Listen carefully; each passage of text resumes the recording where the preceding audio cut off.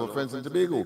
And wherever you are streaming on the World Wide Web, a pleasant good day to you. Andy will be momentarily joining us. But in the meantime, of course, the show must go on, so to speak. And therefore, of course, what are the issues this morning, and continue to be addressed and to plague, for want of a better term, one can say, as well as to concern the general population in Trinidad and Tobago, and therefore the wider diaspora, the region and the hemisphere and the world. But let me reiterate once again, a pleasant good morning to all and sundry, east, west, north, south, central, our friends in Tobago, and wherever you are streaming on the World Wide Web, a pleasant good day to you. Yes, this is the Monday edition of the Ground Report. I want to say, of course, we had a wonderful time last night on the corridor transformation, and quite a number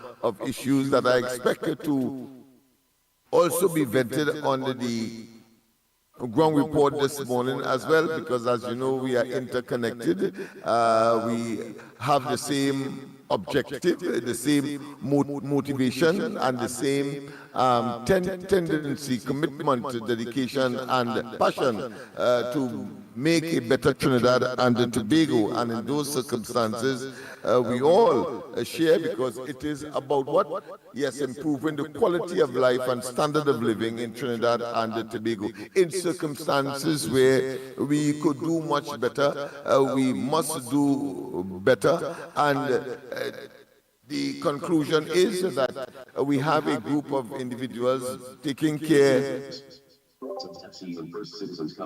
who is supposed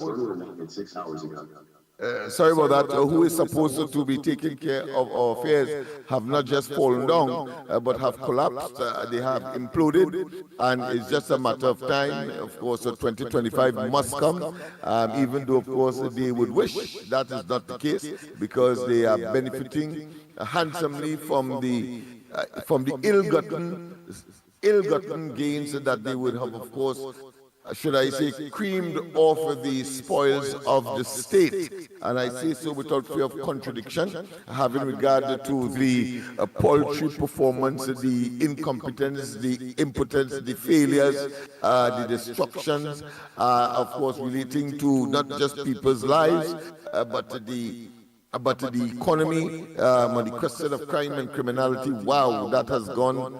I didn't believe I could have said that, or anybody could have concluded it, but it has gone even further than the ceiling that we thought was just a couple months ago. Now we see that, 4 or 5 persons killed in a drive-by, some 12 of them in this, what I consider to be cadre of recent development as far as the crime is concerned. President, good morning. You're live on air. All right, let me just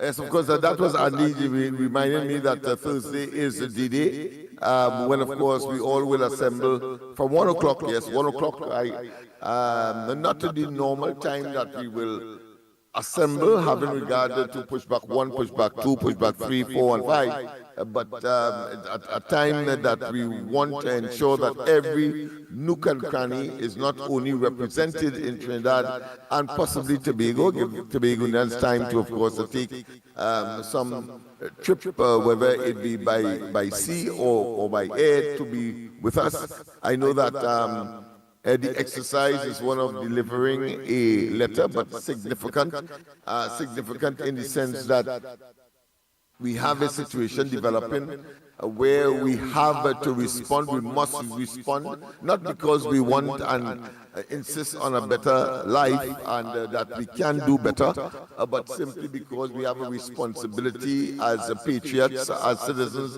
of this country, to have a government desist, terminate, annihilate their marauding, unrelenting, brutal, chaotic, as well as a deceptive propensity to capture government, to weaponize government against the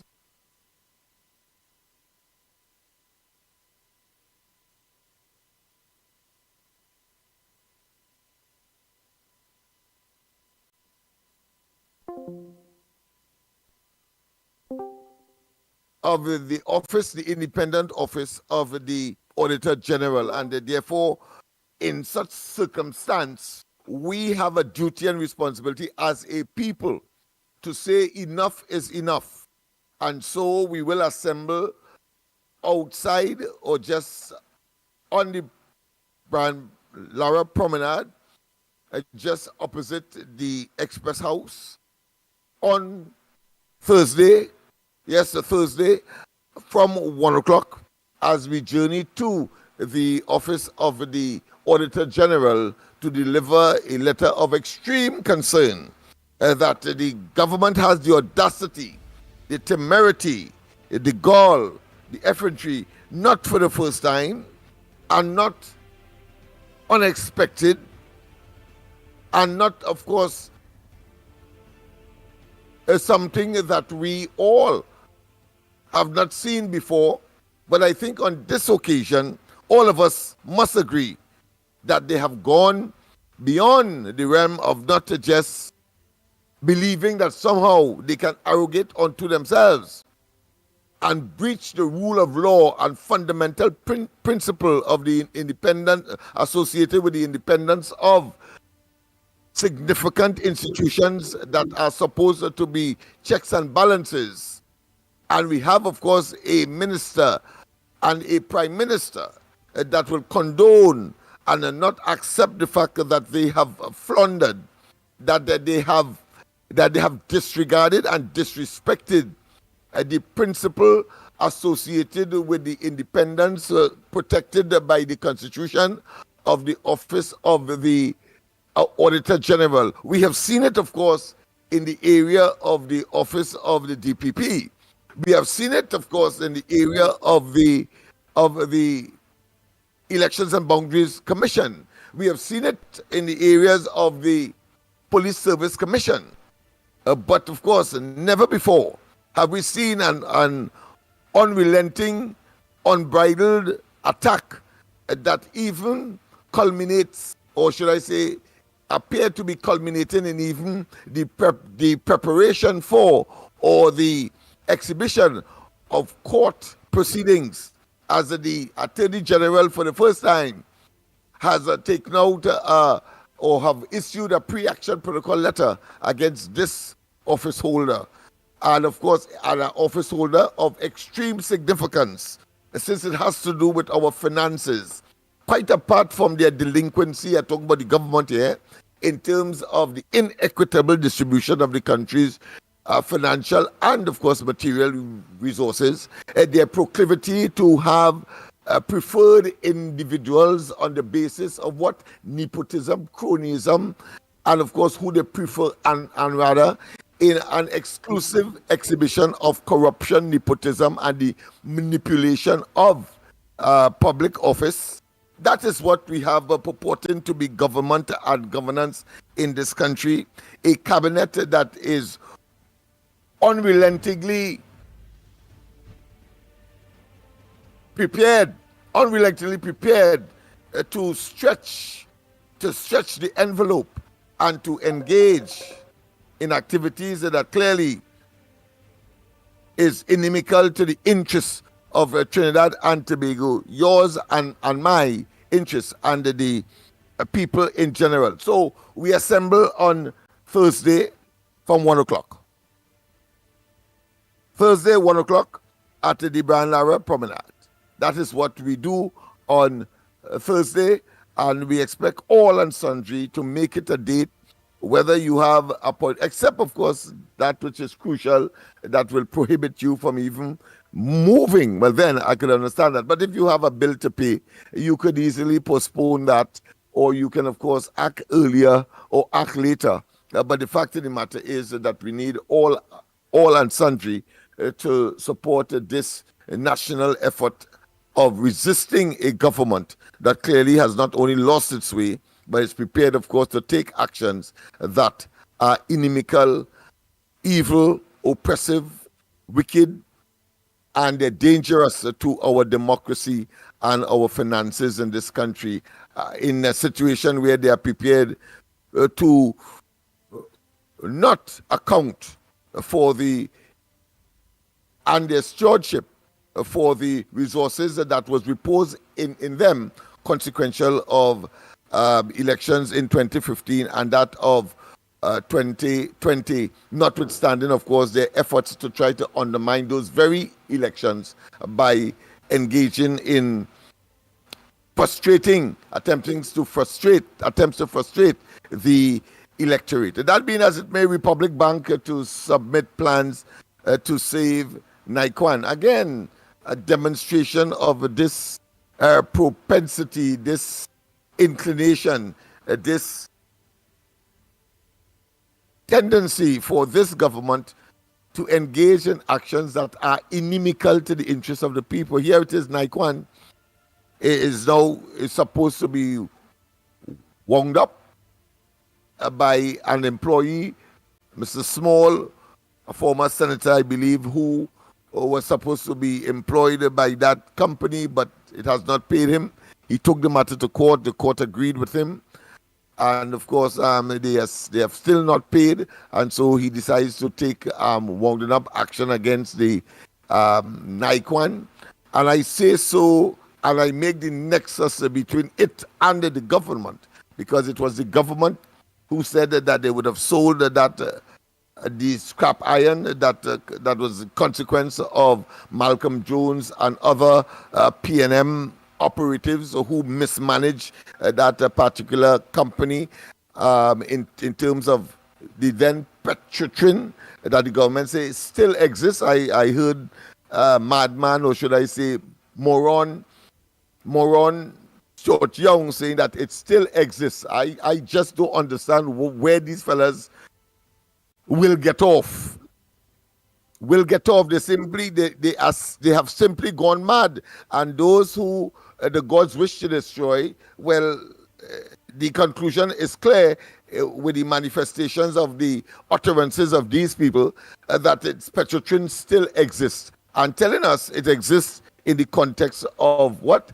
Of the legacy issues. Come on, you have destroyed it. You have disemboweled it, and you have left a shell only to deal with, of course, matters that a P&M-oriented board of Petrotrin, led by Malcolm Jones, the debts left, and that is all. And even in such circumstance, we have seen where in the case of the fake oil matter, again, the perpetrators and those who are prepared, who have alleged to who have robbed us of the spoils of that particular entity. We saw where the fake oil matter, where Dr. Rowley himself said that the owner of AV Drilling, the major player in that particular anti-public interest matter, turns out to get back his contract and get, of course, handsome payment. And of course, we on the ground report have said that if there were legitimate oil for which he must be paid, fine. But to tell us that you have $100 million in oil and counting US, and that was not in fact so, well, that part of it requires, of course, a criminal investigation. And as soon as that was touted by the former commissioner of police, I suspect that was one of the reasons why he had to be gotten rid of, and in fact was gotten rid of, utilizing another institution that was supposed to be, of course, independent. Talking about the Police Service Commission. All of that is history. We know that. But in terms of Naikwan itself, we know that the owners of the idea, deeply connected to the P&M, part and parcel of the lobby group in the United States. It was given, of course, to that entity in whatever form that the transaction would have been completed, but was for $35 million. And of course, I think he paid about 10, and the remainder was supposed to be a sort of shares for the government, ostensibly to say that it was in our interest that would have been well. After Dr. Rowley opened the formal Nikwan at the Petrotrin compound or at Pointe-a-Pierre, it blew up. 2 weeks afterwards, it blew up. And then another explosion took place that took the life on this occasion of a Nilan Massey or a Massey employee. I mean, that is what we have. And then we find ourselves in a situation where Republic Bank, effectively owned by the government, consequential of the CLICO bailout arrangement, engaged by the government, the Republic Bank invest in that over $100 million. And to date, they are now asking the court to, of course, give them an opportunity to see if they could restructure something that cannot be, in my personal view, restructured. You attempted to say something, Newbie? Yeah. I think I solved the problem. So we're going for the break 7 o'clock. I was getting heads up because I might maybe come to far. Okay. Going for the break 7 so I can finish adjust on this end. So we'll go ahead and run the show for now, right? Thank you. All right, at 7 o'clock. So we just have about almost 19 minutes again. All right, so that's the point I am making, people, that we are faced with a situation and a government that has weaponized itself against the people. I am saying 6:36, so I trust that we have that 19 minutes. Because he said 7, so we have some more time.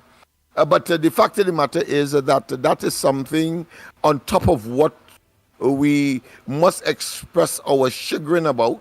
That is the unfolding imbroglio, the unfolding embarrassment, the unfolding anti-Trinidad and Tobago scenario, anti the citizens of Trinidad and Tobago, anti the population of Trinidad and Tobago conduct of this government. That is just another in the multiple iniquities of the Rowley administration. And we must condemn, and we must get out there, and we must say to the world and the region that we are not fools, and we can tolerate up to a point, but of course there is a point beyond which no tolerance, no citizen would be able to countenance that level of devastation that has descended on Trinidad and Tobago, created, manufactured, choreographed, and orchestrated by the Rowley administration. For what? For self-aggrandizement, self-worth,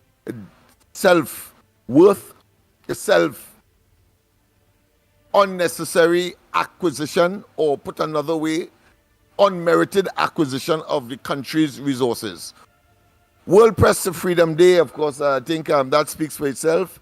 The embarrassing concern about Nikwan workers, and one should be, because the innocent workers are going to be a victim of this closing down or this debacle called Nikwan, of course, as I said, supported by the government with our financial resources, utilizing our financial resources at the Republic Bank, which of course is effectively owned by you and I, and therefore we must of course express our deep concern. So the workers, we are in your corner, and we hope that things work out the way. Of course, we will be seeking interviews with some of the workers and so on. I know that some of you are a bit timid, some of you are a bit recalcitrant in talking with the ground report, or more significantly, to express your concern, because you believe, as Mikey would say, that if you speak, it will endanger the possibility of this matter being resolved in your favor. Well, I want to tell you, with this government, if you do not speak out, they see it as an opportunity to further intensify their iniquities and their harsh and brutal conduct against the people. Do not talk out, and you will see that there are too much historical or antecedents to not recognize that with the application of common sense. Okay, of course, Bishop Anstey Association denies agreement to transition. Well, of course, the Bishop Anstey scenario is really a school built by, of course, a private entity, is Bishop Anstey Association, and of course there is some talk about the government taking it over, and they are denying that is not so. They continue, of course, to operate as a private entity, and the extent to which the government may be involved is nothing different to the operation of the Concordat as it is now, even though the government has, of course, again attempted to try to emasculate and try to, of course, dominate and try to generate power play by attempting to influence who are the teachers that should go into these private entities, particularly where they are religious based. And there is, many of you may not be aware, but there are a number of court matters that have already been concluded in favor of the religious denominational boards that have private schools operating in the country, where the government essentially has attempted to take over by, of course, determining who must be the teachers in these schools, even though it would have been acknowledged. And I think I said that during the course of the Manning administration when I met with him. Are you saying something? Right. Okay. I know it's part of the tweeting that is taking place. So you'll forgive me if I, from time to time, hear some noise and want to find out if it's time, or is there another adjustment that has to be made so that we can, of course, have a quality program as we normally strive to on 104.7 and, of course, the Ground Reporter by extension. But I just want to make the point that I was privileged to be in a meeting with the then Patrick Manning as Prime Minister at Whitehall, when, of course, the matter of the Concordat and the denominational schools and the attempt by government to usurp or to undermine the authority of the boards to bring in their own teachers, so to speak, simply because it is religious based. They are religious based, and therefore they have their own tenets, they have their own rituals, they have their own dogma, and persons who does not subscribe may find it difficult to, of course, operate in such an environment.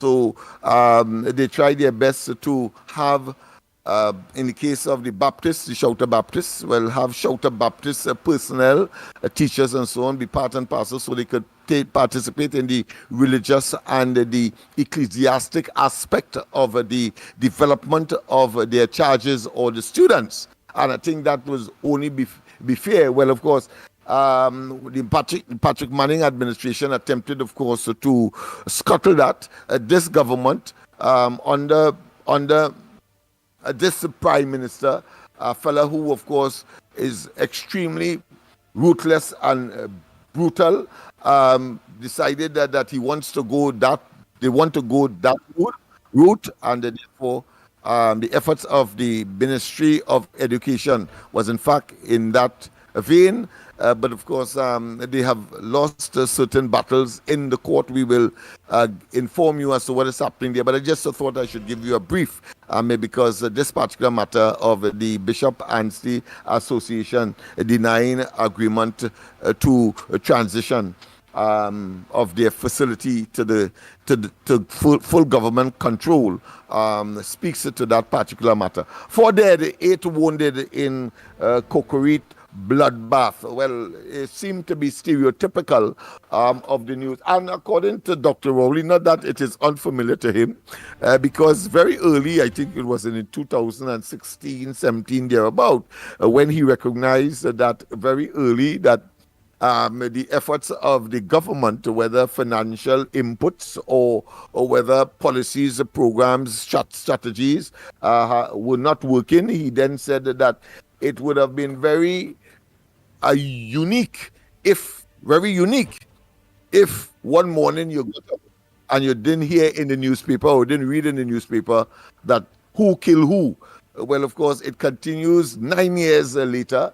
And Dr. Rowley, instead of course, calling an election and telling the population, as a true patriot would, instead of course, the relying on the spoils of the treasury, instead of getting unmeritorious benefits, financial and otherwise includes influence, that you should do the patriotic thing and seek a new mandate. But no, not this fella.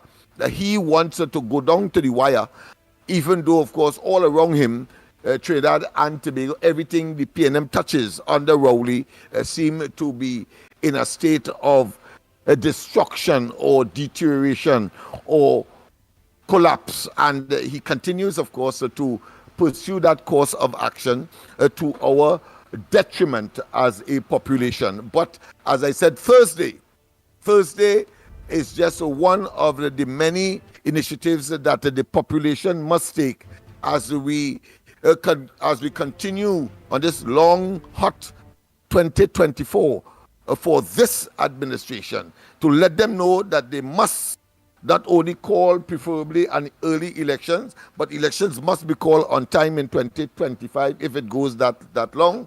Secondly, that the reform that we require of the EBC in preparation for, and I want to commend in the process the opposition for taking the bull by the horn, and of course recognizing that you cannot do the same thing over and over, particularly if it is inimical to the interests of the public good, and continue in that vein with people who have shown a bias, who have demonstrated that the PNM is of utmost importance or uppermost importance or is salient to them, even though, of course, the PNM has demonstrated that it has morphed into a criminal enterprise of a mafia style. And don't tell me I know what I'm talking about, having regard to what is unfolding, concrete, steel, mortar at Balize grounds. Don't tell me that.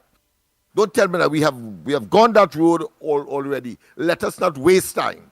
The fact of the matter is that this PNM administration, the PNM as a party is prepared to infiltrate and have infiltrated. Of course, we have seen court records, etc., of the EBC, and the most startling and the most critical exemplification. If you can have a separation, maybe you may say a dual exemplification, is when, of course, they went to the parliament and then, of course, asked the parliament with their very slim majority, no principle whatsoever, and respect for the parliament and for the people, and caused 3 additional seats to be added to the THA.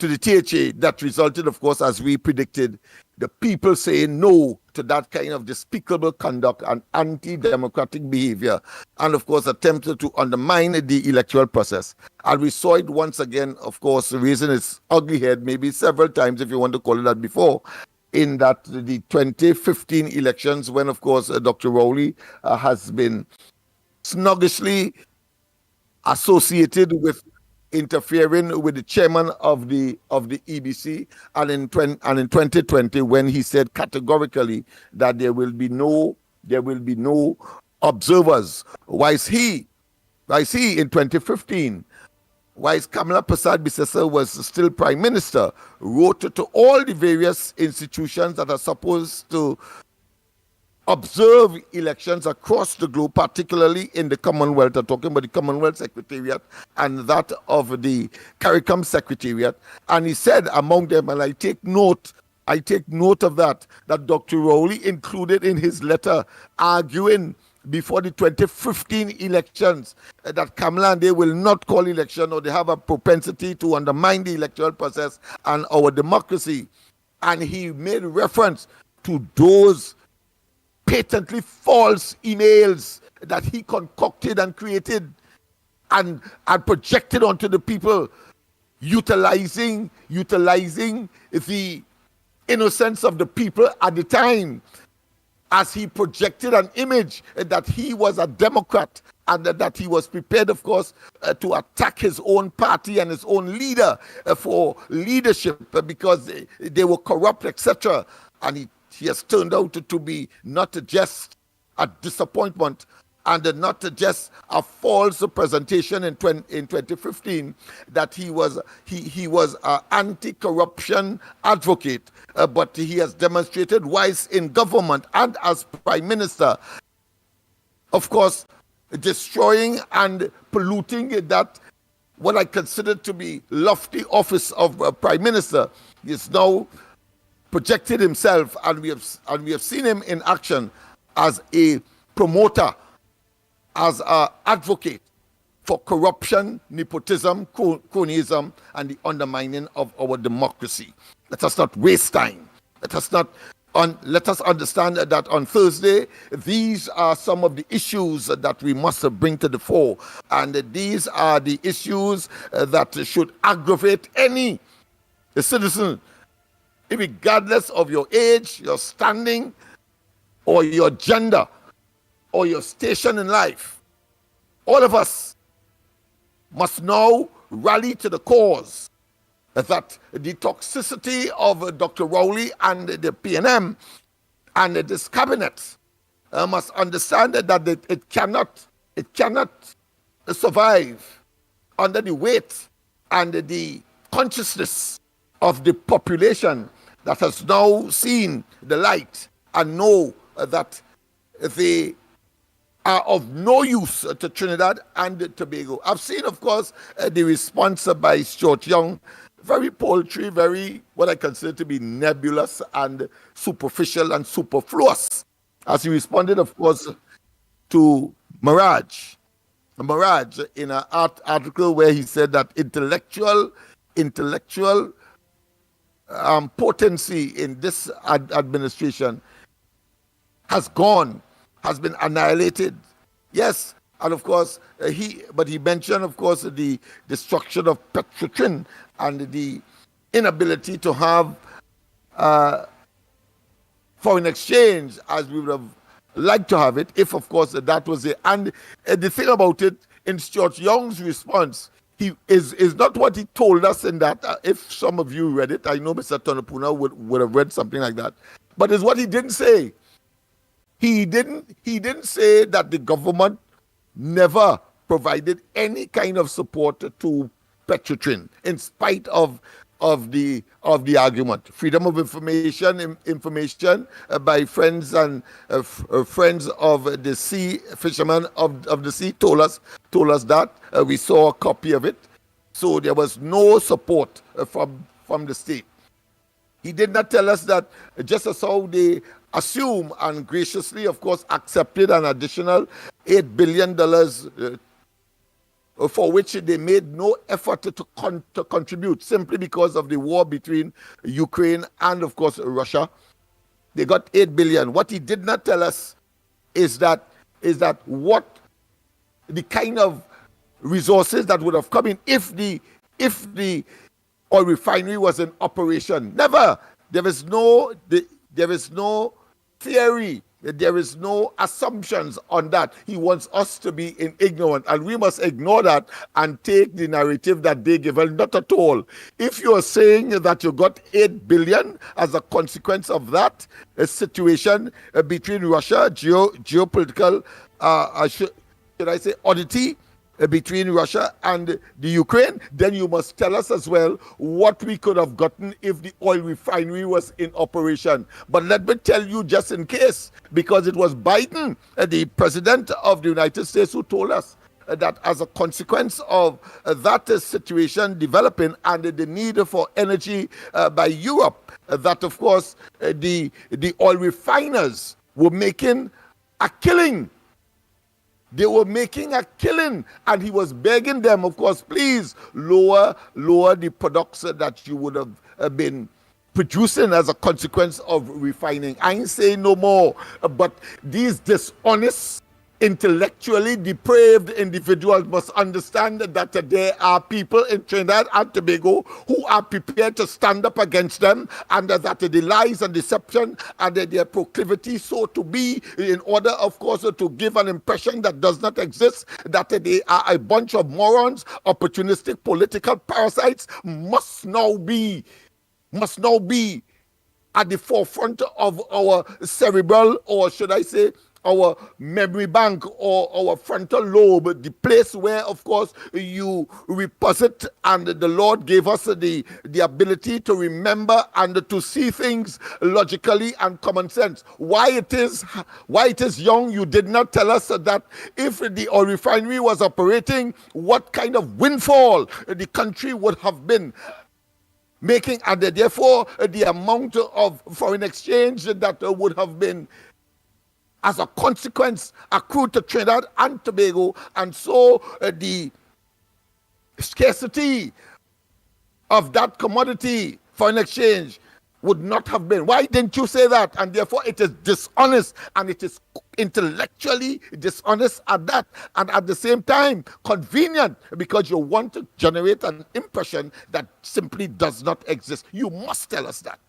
And since you have studiously and conveniently avoided that, then it means, therefore, your intention, as we have seen with the entire cabinet of this country, is to further deceive and to render the people of Trinidad and Tobago fools for people like yourself, who clearly are incompetent, impotent, dishonest, and therefore cannot tell the difference between now the truth and what is not the truth. And therefore your betrayal of your oath of office and your responsibility must now be reposed, as on Thursday the people must now come out from 1 o'clock on Thursday evening, Thursday after lunch, and make it known that we know who you are, we have identified you, and therefore you can no longer fool us. Why is it you had a golden opportunity along almost the thesis on what the reasons why you closed down Petrotrin, and of course you are yet to tell us why it is that the Prime Minister cannot tell the difference between closed down and not closing down. He is that intellectually, what I consider to be in decline, that he doesn't understand the difference between closing down and not closing down. He told the people in, of course, Marabella that, and then suddenly it came to a reality that you closed down Petrotrin. You are still saying that you restructure. Closing down and restructuring, they have a difficulty, of course, in probably lexicon understanding of the meaning of words. I don't know if it's a vocabulary problem or if it's a words and meaning problem, but I know that closed down is opposite to not closing down. And if it is that you have in fact closed down after you say you was not going to close down, you have a duty and responsibility to tell us. And then, of course, we have the other issues about the fake oil matter and the Gary Griffith consequence, and, of course, the whole question of attempting to cover up Darrell Smith and cover up, of course, Camille Robinson Regis, and cover up, of course, the debacle that was, of course, the sea bridge. And even in that circumstance, to remedy that, you have two ships for which, of course, two boats that you are yet to tell us what is the real deal in terms of the actual amount paid, and we can go on and on and on. People, of course, it is just 2 more minutes we have before 7 o'clock, and of course we will go for the break subsequently, and when we return, hope that all of the ruffles have been ironed out, so that we can, of course, take your calls. Andy, I presume, will join us with immediacy. I'm sure by now he's probably back in studio. I said it out there. Yes, he's out of studio, but of course he will be joining us. And we will continue, of course, to focus on the Thursday, when we expect all of you to get out there. It is not up to the formal opposition. Let's not waste time. And it is for the formal opposition, and they have been doing their role by adding to the cadre, to the monolithic, to the huge amount of evidence. In so much so that, of course, we have a duty and responsibility to protect ourselves, to protect our society, to protect our existing and existential population, and the population to be as well our children and our children's children, and of course to make certain that those elements, that small group of oligarchs, who of course have demonstrated a proclivity to do us evil. I remember, and this administration reminds me of a German, and I'll conclude here because it's now about just about seconds to 7 o'clock. I will conclude here by saying they remind me of an expression, a German expression, Schadenfreude,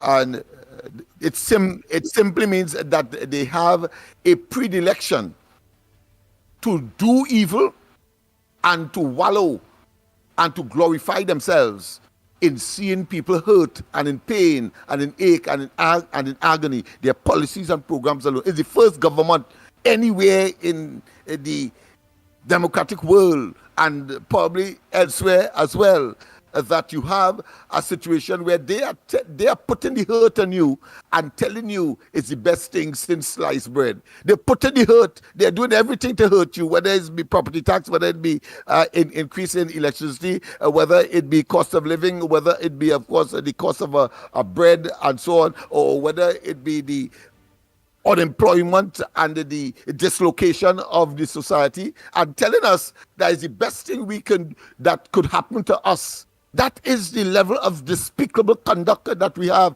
Schadenfreude people.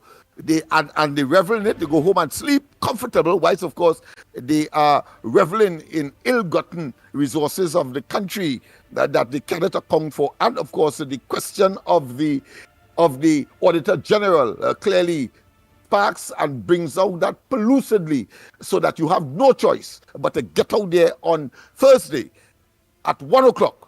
And let us all assemble with one voice, one people, and march to the office of the Auditor General in defense of our democracy. We go for the break, and when we come back, more on this edition, Monday edition of the Ground Report. Andy will join us subsequently.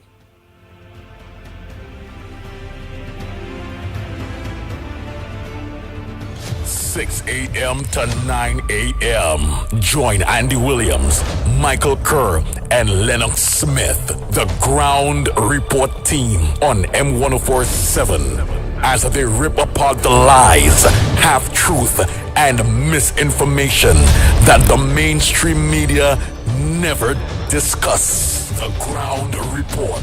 Hard-hitting, informative, undiluted, uncompromising, and unfiltered. Monday to Friday on M104.7 FM. Get the raw facts before making any life-changing decisions. Only on The Ground Report. Disclaimer. More FM Limited, its owners and associates, accepts no responsibility for statements made by the talk show hosts or their guests. More FM Limited does not endorse any of the information provided during this commercially booked segment as the truth. That you have to judge for yourself. We, however, reserve the right to question statements made. But in this time of misinformation, government-controlled media and corruption, it is sometimes hard to get the truth. But we must try. It is not our intention to discriminate or annoy anyone. We believe it is our constitutional right to free speech, to voice our opinion, and our duty to the population and country to expose the truth. More FM Limited takes no responsibility for the opinions of others. Shiny and Ari Restaurant is open for breakfast, lunch, and dinner 7 days a week from 6 a.m. to 10 p.m. 67 Western Main Road, St. James, opposite Standards. Serving local breakfast items like sada, fry bake, roast bake, and pies. With all your favorite local fillings. Assorted lunches available from 10 a.m. to 3 p.m. Get pilau for $25 or get combination lunches from $25 to $40. They also have soup specials as well as crab and dumpling from 6 p.m. Have dinner on the pavement, a la carte, with burgers, fried nuggets, gyro, and just about anything you can think about. Call 382-9347 to place your order. Shiny and Ari, Main Road, St. James. Open 7 days a week. The big question today, how much will my electricity bill increase? Stop worrying. Act now. Replace your bulbs with energy-efficient LED bulbs now available at Trinity Lighting. When you purchase 4 60-watt LED bulbs for $112.50, you get 2 absolutely free. That's right, absolutely free. Or purchase 3 100-watt LED bulbs for the same price and get 1 100-watt LED bulb free. Trinity also has the following options. Purchase 2 4-foot LED tube or 1 8-foot or 2 LED colored bulbs for the same price, $112.50. At Trinity, we also stock specialty items and a wide range of electrical supplies for all your household, medical, marine, commercial, and much more. Any hard to find bulbs or parts, we can source it locally or internationally. Check us out at 123 Western Main Road in St. James or call 628-8373, WhatsApp 461-8620 or email trinityetc@yahoo.com. Every word, every line, every paragraph depicts a real moment in someone's life. A father, a sister, a mother, a brother. We at Newsday are dedicated to you, the people, and through independent, unwavering journalism, strive to always bring your stories to life. Because your stories are more than just words. Newsday, independent and credible. On Thursday, May 30th, the day of the holiday, get ready to set sail on the ultimate retro experience aboard the party capital of the ocean, the Harbor Master. Pack your coolers and get ready for Retro Rewind. Retro Rewind, the ultimate old school musical journey. Boarding 9 a.m., sailing 10 a.m., featuring the DJs that know how to keep the vibes unstoppable. Ken Simmons and John Boy, Dr. Ross, Sensational Sammy, the Hitman Howie T, and Bass. Bass, no time to waste. Retro Rewind Thursday, to May 10 a.m. Harbor Master, we outside. Get your $275 tickets at all cashier outlets and islandetickets.com. Come relive the moments. Let the music take you on a musical journey through the years.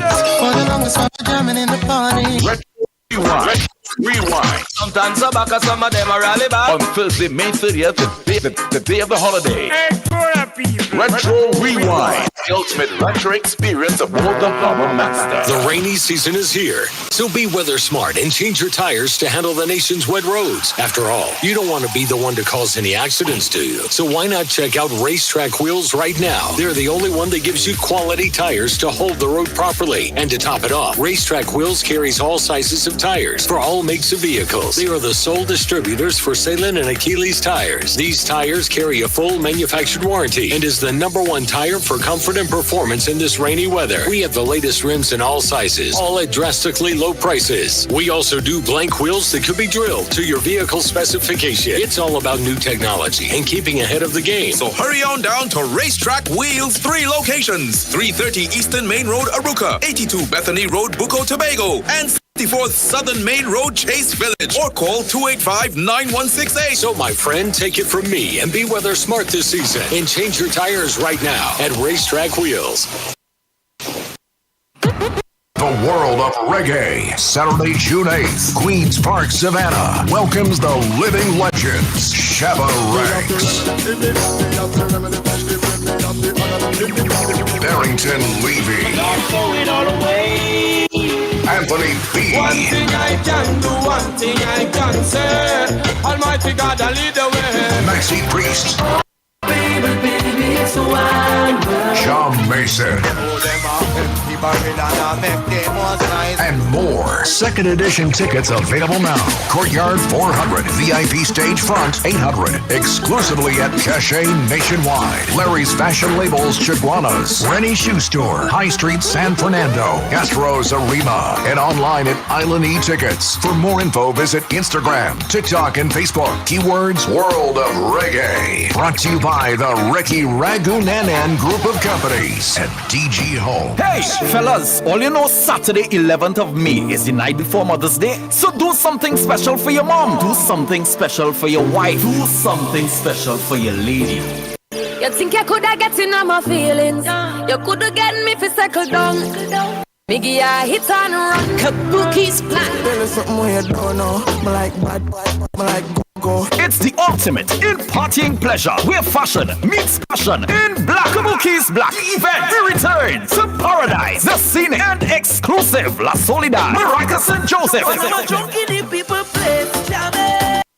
From 10 p.m. to 4 a.m. Mom, come celebrate with Ken Simmons and Shockmaster J, Kevin Baker and DJ Junior, Howie T and TC, Selector Miguel and Digital Dice, Smokey and Kevon X, hosted by Kabuki. Every time I take a trip, I feel like wine. The night before Mother's Day. Tickets advance $300. For more information, call 712-9657 and 786-1455. The night before Mother's Day. Kabuki's Black. Hey girlfriend, go down in the center.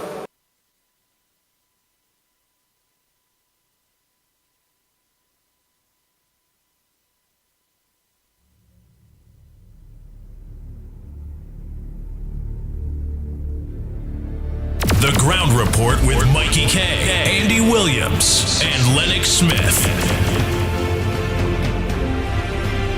More FM 104.7. The Ground Report with Mikey K, Andy Williams, and Lennox Smith. Yes, indeed. Yes, indeed. Yes, indeed. Yes, indeed. Oh boy, oh yes, boy, oh indeed. boy, oh boy.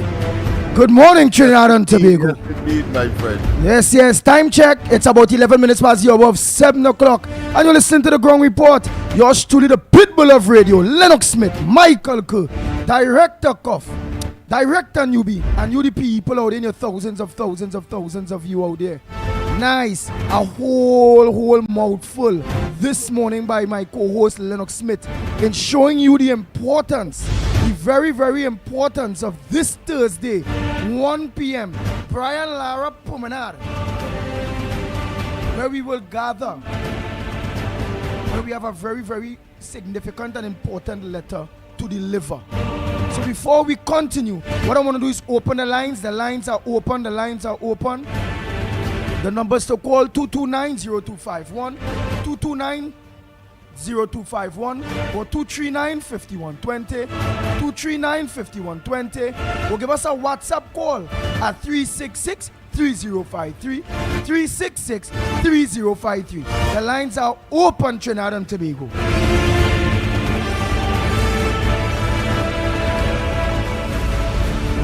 Good morning, caller. Where are you calling from? What's your contribution on the Ground Report this morning? Morning, Andy. Morning, Lennox. Morning, Mikey K. All I want to say this morning, I'm calling on everybody, try to attend. Come out in all your numbers on Thursday. It will benefit all of us. You understand? So all you come out in all your numbers, please. Thank you.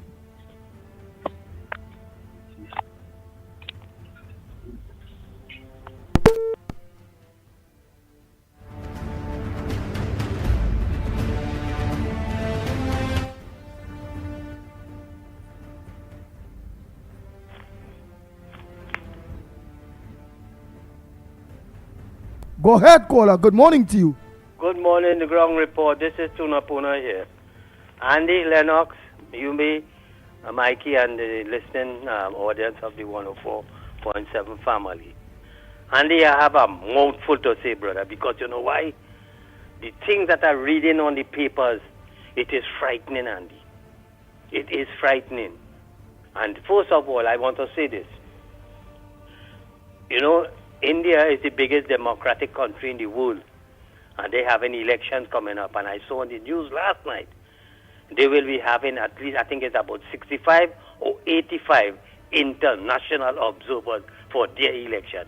Could you imagine that? When we have 1 million, just nearly a half million people, and we calling for a thing. But I'm glad that the UNC is meeting with the EBC, and I hope that is one of the proposals that they submit, that we want free and fair election, and we want the international observers. Now, Andy, what is frightening about it, Lennox, is that,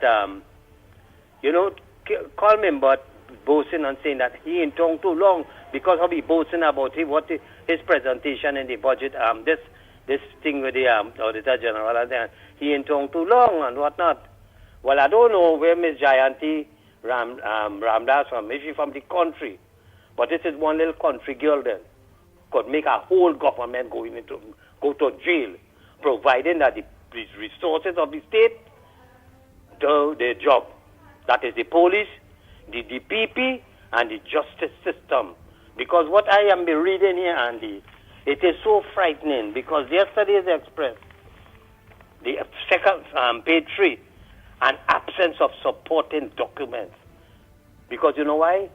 The Auditor General sent a crew to the Inland Revenue, to all the various institutions, the Treasury and what have you. And all of them could not come up with any findings of any of the so-called thing what they talk about, what they discovered. And they have absolutely no clue. So how they come about that, they say, hey, all right, well, we have discovered that $2-point-something billion out of 3-point-something, and they could account for that. But you have no supporting document. So therefore, this is fraud that is taking place with this government. In addition to that, Andy, I want to think, and I called my brother researcher this morning. If he's listening, I want to hear you, my brother. This is one thing, because based on what your information that you released on Friday with all the big players in this economy, and you see the corruption taking place. Andy, why I'm telling all of that? Lennox, if you could help me. I have in front of me Saturday Express, page 11, and it have an article, NCB Merchant Bank wins accolade. NCB Merchant Bank. That is not Short Young and Brother Bank, Andy? Yeah. Lennox? Yeah. Yes, the merchant bank, yes. It is the most simple bank to a merchant bank now, yeah. Have you read that article, Lennox? But you go ahead, Mr. Tunapuna. Remember, you're taking some time. Go ahead. I want you to read that article, Lennox. NCB Merchant Bank wins accolade. In other words, they were praised by best practice and best private bank in Trinidad and Tobago by the Global Finance magazine. Candy, Lennox, we know, and if you see the praise that they shower on them, dealing with customer service and this and that and that, who the hell customer do they deal with? It's only the big people institutions and taxpayers' money from state institutions. It's banking their money there. And I wanted it have a link with we and a Jamaican thing, Andy, because remember when researcher was talking about it, you had First Citizen Bank, you had even Republic Bank, you had Sagicor, and all these people to link up with Jamaicans. And this is a mafia connection taking place here, brother. This is not no ordinary thing, brother. This has to be investigated, because First Citizen is saying that they make a profit of $435.8 million. The reason why I'm saying this, Andy, they ought to be, and that's why I said it's called on the Security and Exchange Commission, the Financial Intelligence Unit, and all these so-called watchdog, the Integrity Commission and all them. Where are you all when you hear so much thing taking place within the financial institutions of this country? Andy, it is frightening. And why I'm saying this, Andy, as I say, I don't care. People can vex with me for taking long, but I raise an issue that is on the papers. That is the thing that the media is now saying, because I see now we going up to how much? To 75. We improve on the media thing now, the ratings, where we was low down in it. And all because not probably the media is doing their job and asking questions. But here it is. The government is criticizing and condemning the media because they say that they have some political agenda and they're trying to victimize them and whatnot. And I am asking the question because, you know why? When the symposium was held with the crime thing and whatnot, the article here on page 4, Dinesh Rambali in the parliament, I remember this, asked the question, to what benefit they derive from that symposium? And Keith Rowley said that they have implemented some of the things that were discussed in the symposium, that as a result of that is working to the benefit of the country.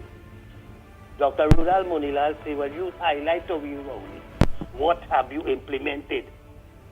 And you can't say nothing. It just goes to show you that this government continues to lie and continues to lie to this government. Because, Andy, if you read the article on the papers, Thursday the 5th, Monilal government trying to cook the books to hide report.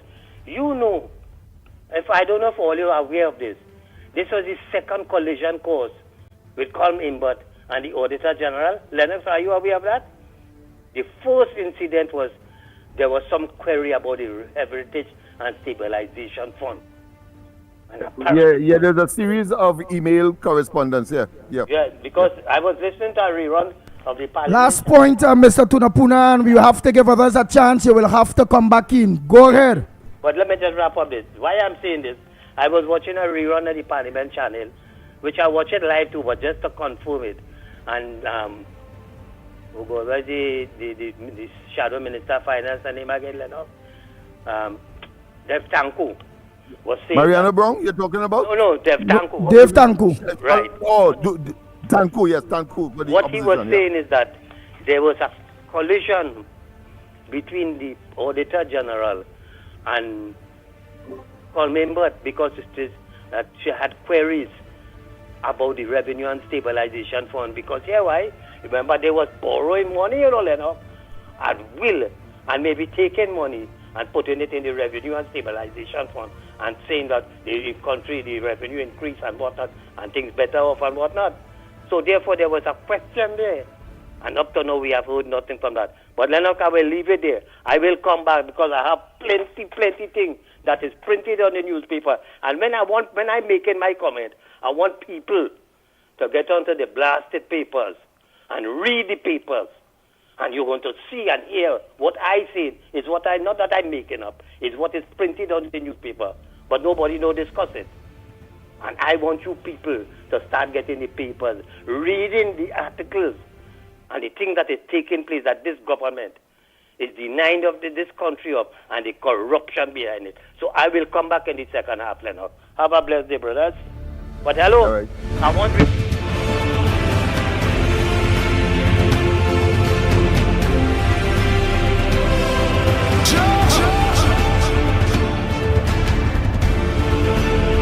All those things that Mr. Tunapuna mentioned, and all is very, very good reasons. And everything connects with where we money is.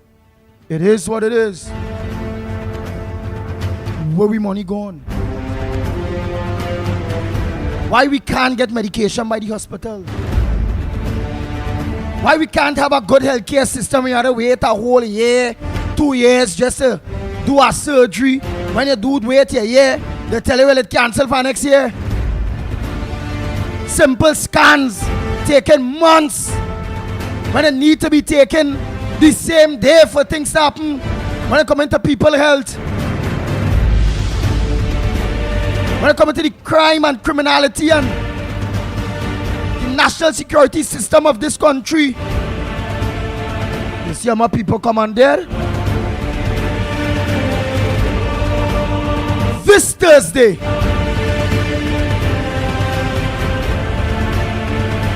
Well, you want to know why this Thursday? Listen to why again. Listen. Caller, good morning to you. Hold, just now. Just now. And again, I stick into healthcare, you know.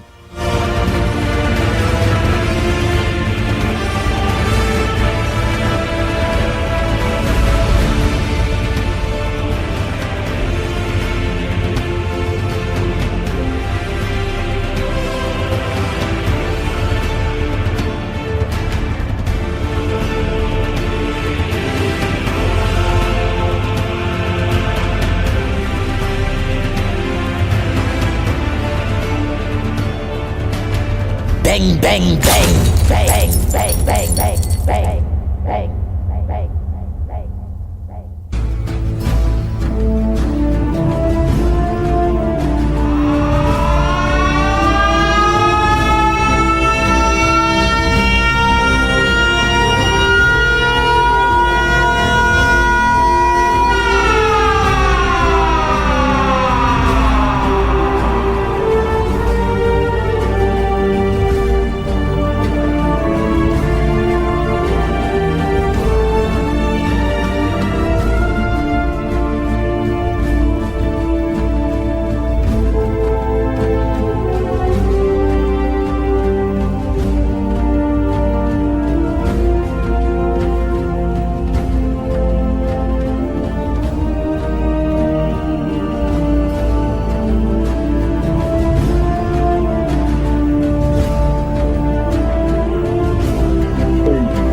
Let me take this caller and then I have an interview again this morning here now. Because it is what it is and it's up to us if we want to take this thing serious or not. When your neighbor house burning, wet yours. Wet yours. Because hey, one day very soon, they're going and come and knock on each and every one of you all door. And all you will remember when you all had the time for me to make this thing right. We did that. We had all kind of excuses why we couldn't come out. This Thursday in our numbers, represent ourselves, represent our families, represent our God, because we must live better. We bound to live better. We must demand we have to live better. After this call, I'm going to make that call. A pleasant good morning to you. Morning, Andy. Morning to you, Malcolm Andy. X. The station cracking up one it and Apuna was making a contribution and you ain't hearing it, and then with you two it cutting off, so I don't know if it jamming the station or with it sabotaging with, right? Andy, it had too much a serious thing, because I hear on a next radio station that it had problem now with the PP office with who saying they send file and who saying they ain't getting file, right? And then in both, never take holidays. But he trying to justify that he had to send an investigation to the Prime Minister and send to this one and send to that one. Why he don't send it to the police? Just imagine I see Ola last night down in Cocorit on the news. Like she had no plain clothes or what, right? She powder, she uniform, but she ain't doing nothing. They ain't doing nothing, let me tell you, nothing really in working in this country. And why I coming out and I'm begging people to come out Thursday by the Ministry of Finance. That is not input on their money. That is taxpayers' money who working hard and people chill on everything. And it are two questions I want to ask. The parents and them who having problem with their babies. I wonder if these parents, they take the vaccine for the COVID, that we're causing an effect on them, because the story say after 2 years, all who take the injection is have problem. Right, that one. Number two, the TV station, we just, everything is Spanish in advertisement. And we now have to go to read in English. So we in English-speaking country again, we are Spanish-speaking country, right? And the cable station and them, especially Digicel. I want to know if election, although we have to be careful, you know, telling Trinidad and Tobago, you know, mind all them Spanish with Stuart Young going here and end up voting for election. And you hear the same people who ain't voting, you hear the Spanish and them vote for them. You know. I don't trust what's going on here, you know, because Tenapuna rightfully say, you know, and I keep telling all you Trinidad and Tobago, corruption is we main, well, it come like the prayers under this government, you know. Corruption, everything you're hearing, just imagine you can't get public servant 10%. Eh? You hear the prison want this, the hospital boiler gone down. You're hearing all kind of things. Where the money spending, what is the priority that inward spending, and no want to say you make mistake and can't answer the Auditor General and all you want to hang she like how all you follow with the RRE picture with the children. We go on with he, the soldier, we happen to he. Want to burn the James. Why it is when everybody talking about the wrong. So then I hear the Archbishop talking about Jesus is the truth. But in this country, lie is the truth. Boy, you see Thursday, boy, since last year, I begging people to come out. America all about coming out quite for the Gaza Strip. And we have so much wrong going on here, we ain't coming out. It's 4 dead in Cocorite. It's 8. Eh? In way Lakuha, where we call Observatory Street, the long time name. How much dead with police, this one, that one. Eh? Wait is we really waiting on Trinidad and Tobago. Who managing the country? Who managing? Let me kill the talk. I just want to know where we have a prime minister and a cabinet and a government for. I end by this. It's time people start to get locked up who cannot answer for the public purse. I begging anybody, I want to be part of them too, to see them for us get, you see that input? I can't wait to see he get locked up, boy, because I know that fella doing wrong, boy. I know him personally. He's a wicked and evil man. He's greedy too. All you have a nice day.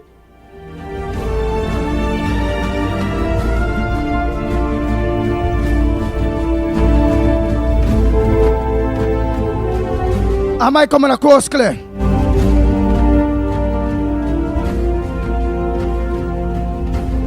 Must say a pleasant good morning to the metal man. I'm gonna take a call before I take this interview. It's a very important interview. Good morning, caller. Where you calling from? What's your contribution? Am I coming across clear? Yes, Andy, you're coming across very clear. Good morning. On the radio, right? On the radio. Yeah, in between you're getting some static and, you know, in between it's clear and then it's stop. It's not, you know, on the phone I am hearing you good, you know, but we have a little problem. You know, the best program for the morning, so they want to sabotage it now, but we're going to continue talking no matter what. As I said, good morning, gentlemen. Good morning to the Ground Report family. And on Friday, I was looking at the news. And these two disrespectful clowns that call themselves analysts, I think it's Ram Saruk and Derek Ramsamuk and Shane Mohammed. Imagine these two people got on the TV there and they were saying that they strongly disagree with the UNC call for international observers for the election, right? And that the UNC, they are looking to blame the process instead of the leadership and the problem in the party. I want to know if these two clowns living under a rock, what is wrong with these people in this country? All you call all yourself doctor this and doctor that and all is analyst. How when it's come to analyze, only thing all you could do is to come to criticize the UNC. I hear them saying nothing about the racket and the corruption and the thieving that's going on in the PNM and what they try to do to the Auditor General.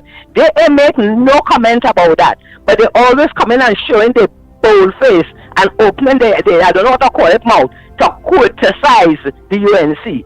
But let me tell you now, we, the people of Trinidad and Tobago, know, in case it's all you don't know. Well, let me tell all you, we know that the PNM, they always have some crookedness up their sleeve. We know that we could look for them under a razor blade. We know the people, we do not trust them.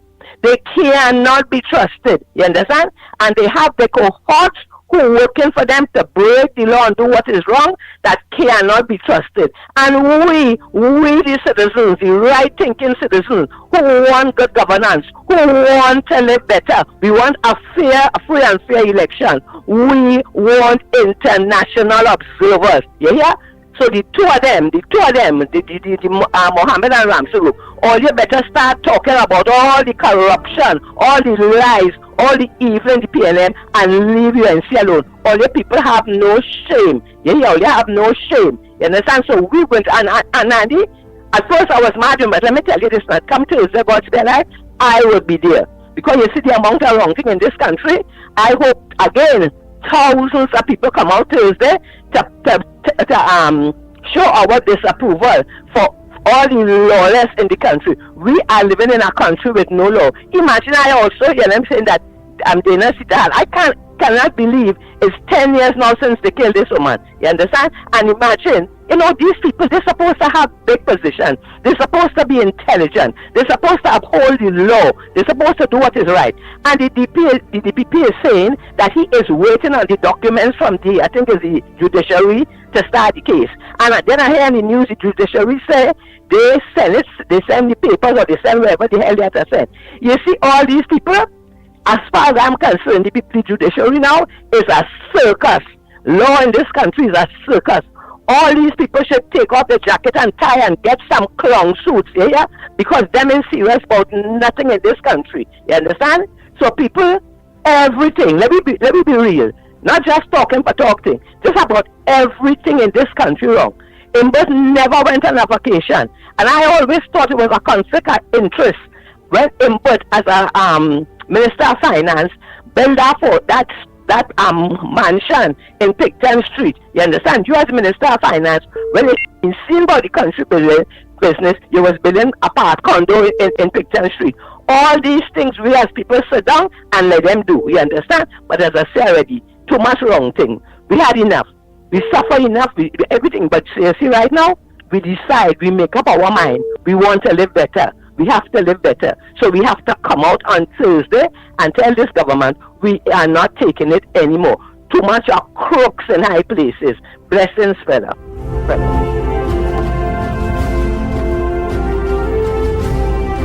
Oh boy, oh boy, oh boy, oh boy.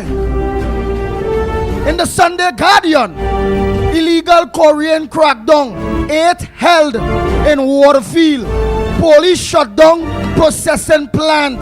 Businessman Alan Warner, son among those charged.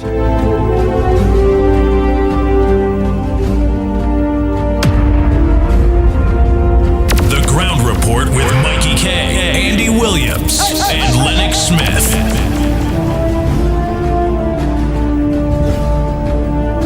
Understand Trinidad and Tobago? Well, the police doing their work.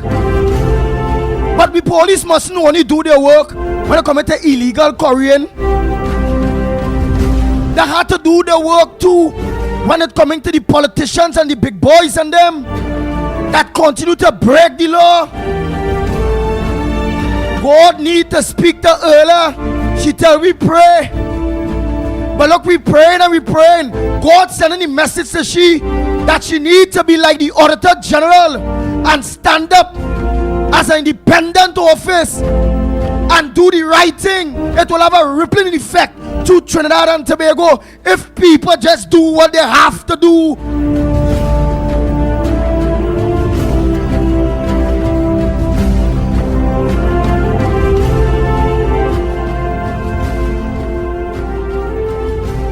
Nah.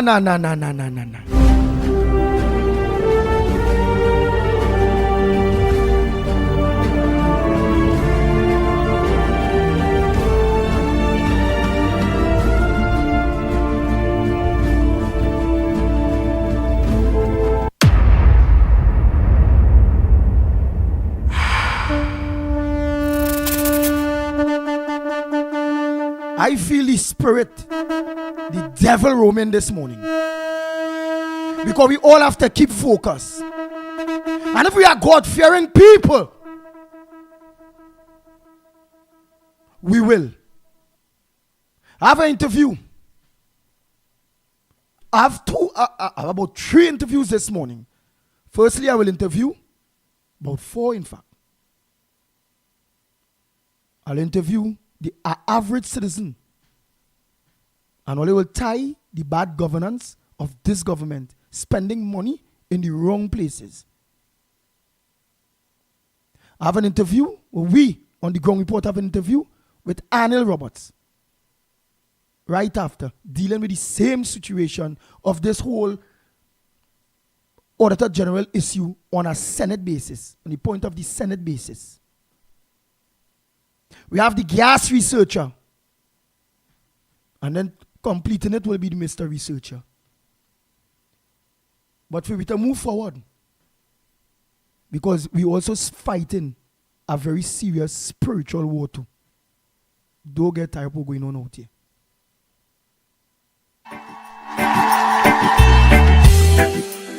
Let's show our prayers.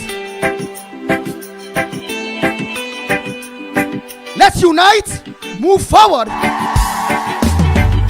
Because this Thursday, 1 p.m., right by the Twin Towers, have to be a success.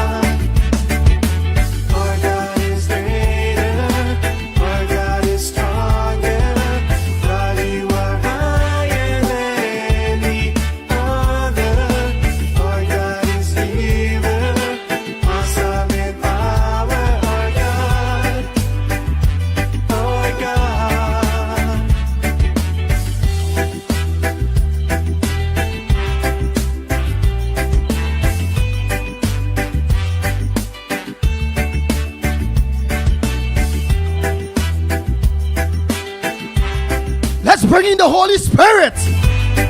Good must win evil. And if our God is for us, then who could ever stop us? And if our God is with us, then what can stand against? And if our God is for us, then who could ever stop us? And if our God is with us, then what can stand against? Stand against.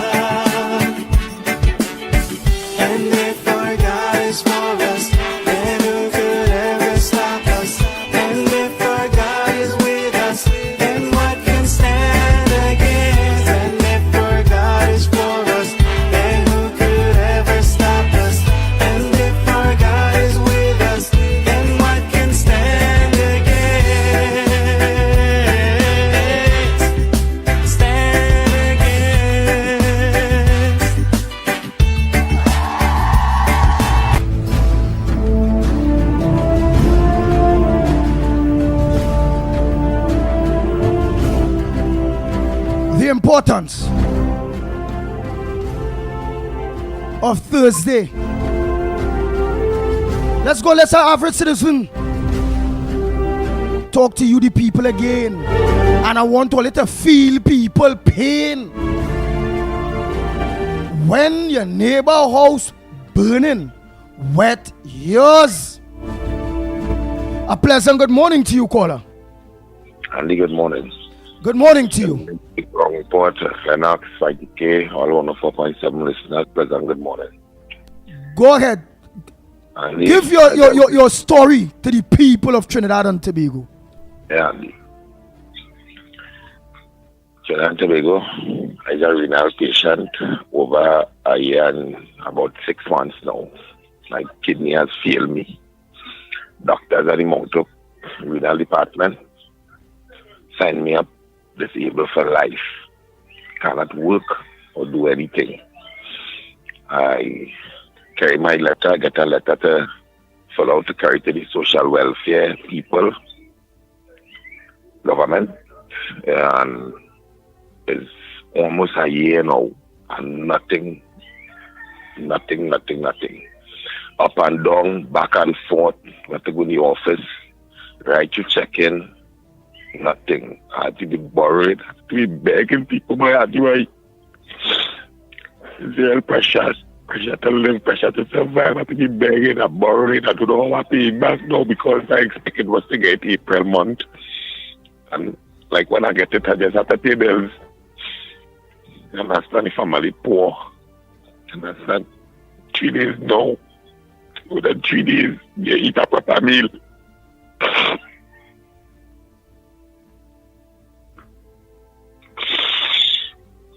I get surgery in my hand. With the draw the blood from the catheter in the chest is temporary. Right? So I had the do a surgery in my hand to do the draw the blood from my hand. That one is permanent. So automatically I become one-handed. I can't lift up, I can't do no kind of work and thing. And it's just up and down my idea. I see people coming in wheelchair, can't walk. I had them up and down, sun and rain. People suffering in this place. Why they treated people too bad? How long did they are here? How I survive? And I can't work. How much people go help me? $300 can barely go for 3 days. It's real pressure. Why have you right? Real pressure. The policies is a mess. My Auntie Kamala was the thing that we met her, but I'd be right. You have to get dialysis? $1,200 a month. Sometimes I can't go. It's 3 days a week. Sometimes I'm going 1 day, right? Understand? Sometimes I have to go 1 day and toxin has build up quick and stays the bitterness in my mouth, but that could kill me, boy. You understand? And money, I barely have passage to go sometimes. I have to travel. People coming from all areas to go in the social place, you know. 1 building, I have to see about people. And it's telling you about there's a backlog and there's plenty people and things. They wouldn't open up our next building by one place in Tunapuna for all the areas by and suffering people by.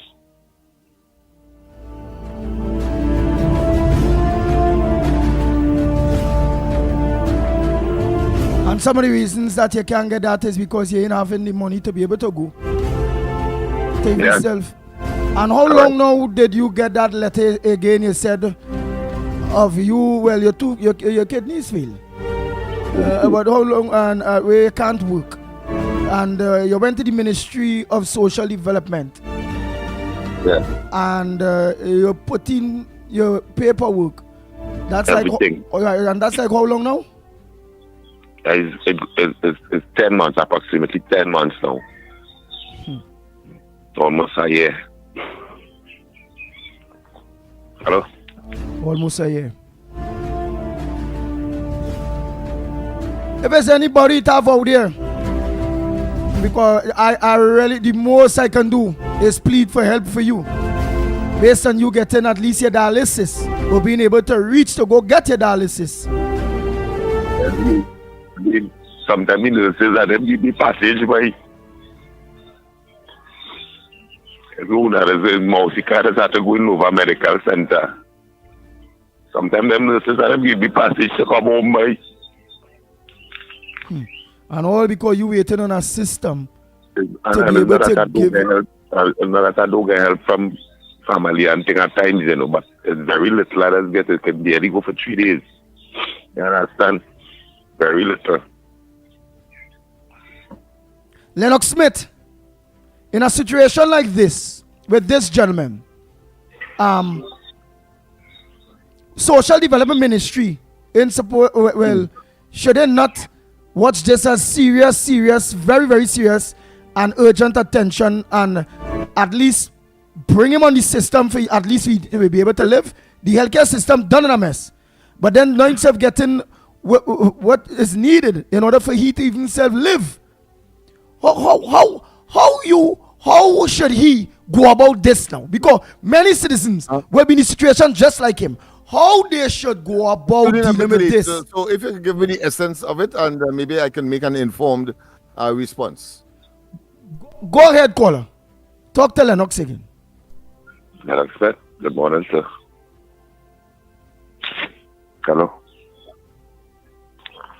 Yeah, you go. Lennox Smith, you hearing him? Yes. I just said that, and then it cut off. But go ahead. Go ahead, talker. Speak. Go ahead. Speak, and I'll glean what you like me to understand.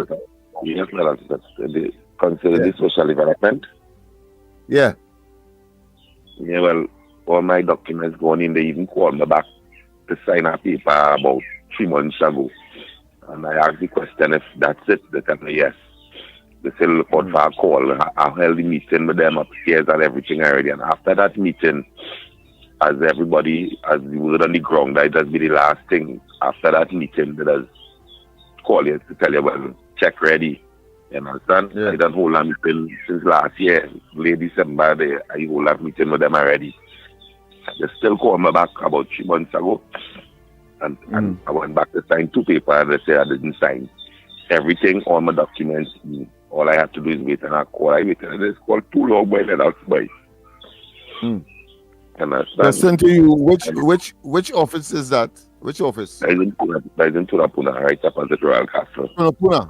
Right, that is important. We need to look at. All right. The man a kidney failure, you know, boy. The man 2 kidney gone. You know. The man need to go take his dialysis 3 times a week, you know. The man sometimes only go once a week, you know, partner. The man have no money, you know. Sometimes nurses getting the man money to go back home, you know. Understand why people not understanding people pain? Wow. I'll tell you what. Let him call me after the program now, and I think we can do something from headquarters side. I think we could do it from Port of Spain, St. Vincent Street. They're the ones that can make some intervention to assist in possibly speeding up that, because this is definitely too long, and they must be aware of your circumstance. I just don't understand it.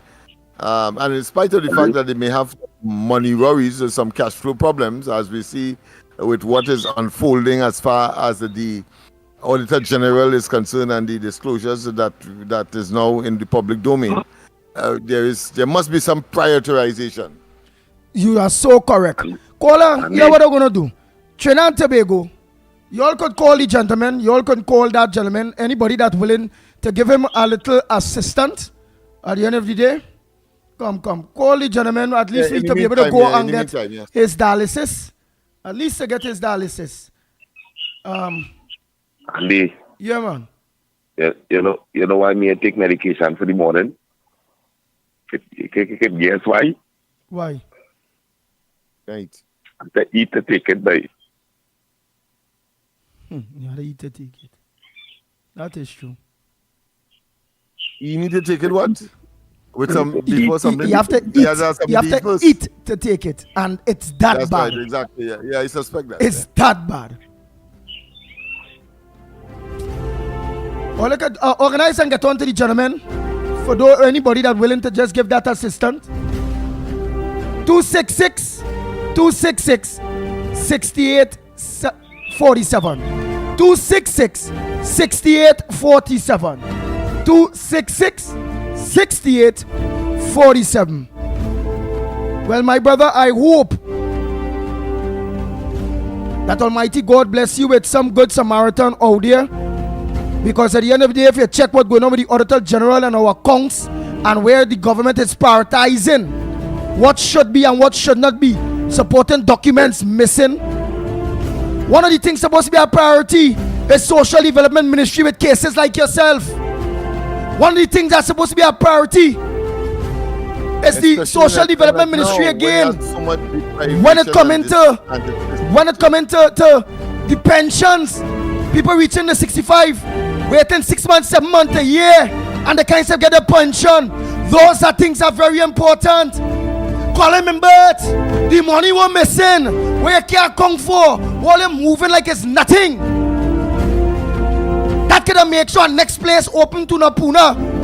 Where come to dialysis patients, and not only to Napuna, because dialysis people and patients around Trinidad and Tobago have been complaining about the poor healthcare system and the poor healthcare that our healthcare system is providing. If people can't get the surgeries on time, you feel people getting through dialysis on time? If people can't get in the private hospital their medication, had to be using, some people using the pension to buy medicine because they can't get it, and all that money spending. Caller, your closing comments. I will organize and I will send a plead out there. Some good Samaritan will give you a call and at least help you to be able to go do your dialysis and at least have a breakfast to be able to take the people tablets. And that is how we live in.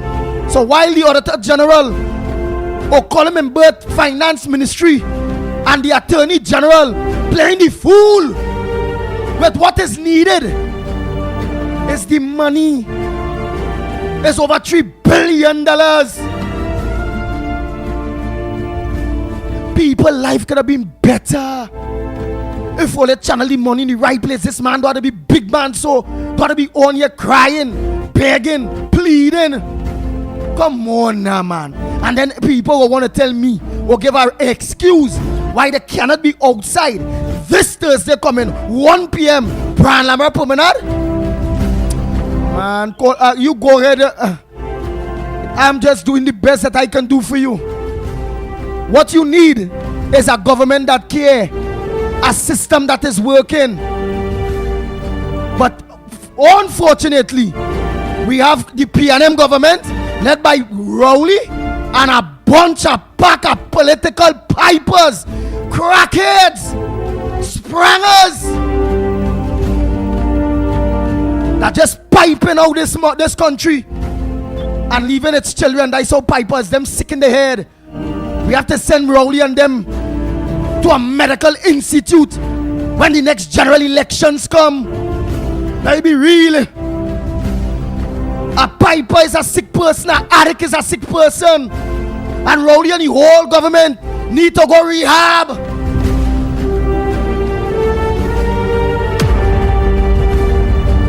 Rowley and the whole government need to go rehab.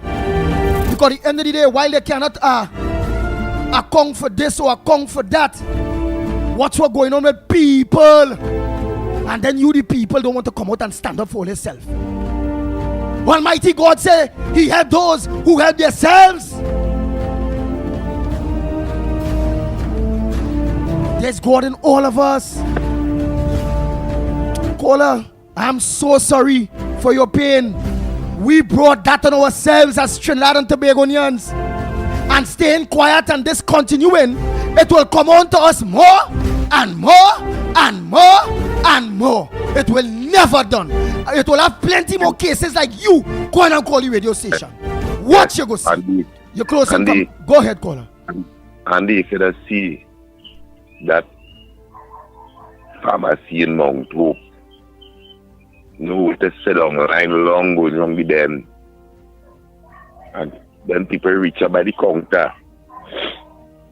If they have to get six different things, they're getting 2. You have to buy the rest and go other places, all kind of things to get it. You understand? More and more people getting sick, boy. Everybody's sick. And the healthcare system real bad. People crippled people have to be coming and stand up in the sun, long line in the social place. Sometimes in the car, they can't come out of the car, the girl from inside with the book, the officer to come outside, rain or sun, and stand about a car with this big book to talk to you. They could do better than that, Andy. You understand? So people there's not passage to go up and down sometimes, boy. Money for everything. They can't get nothing just so. I'd be helping myself, you know. I'd be helping myself, but my hand ain't good. I tell you automatically, I one-handed right now. The surgery do my left hand, right? I cannot use it. Probably maybe later on the year I might be able to do some light things. It's taking 3 to 4 months to heal that surgery. You know, so I get it in February. And it's very easy, Andy. Thank you for your help. Thank you for listening to me. Thanks for your help. I appreciate it. And talk to the people of Trinidad and Tobago again. If anybody could give you that, you talk to the people of Trinidad and Tobago again. If anybody could just give you that assistance until you could just at least get your any assistance and any assistance from anybody, it will be greatly appreciated. Thanks so much, my brother.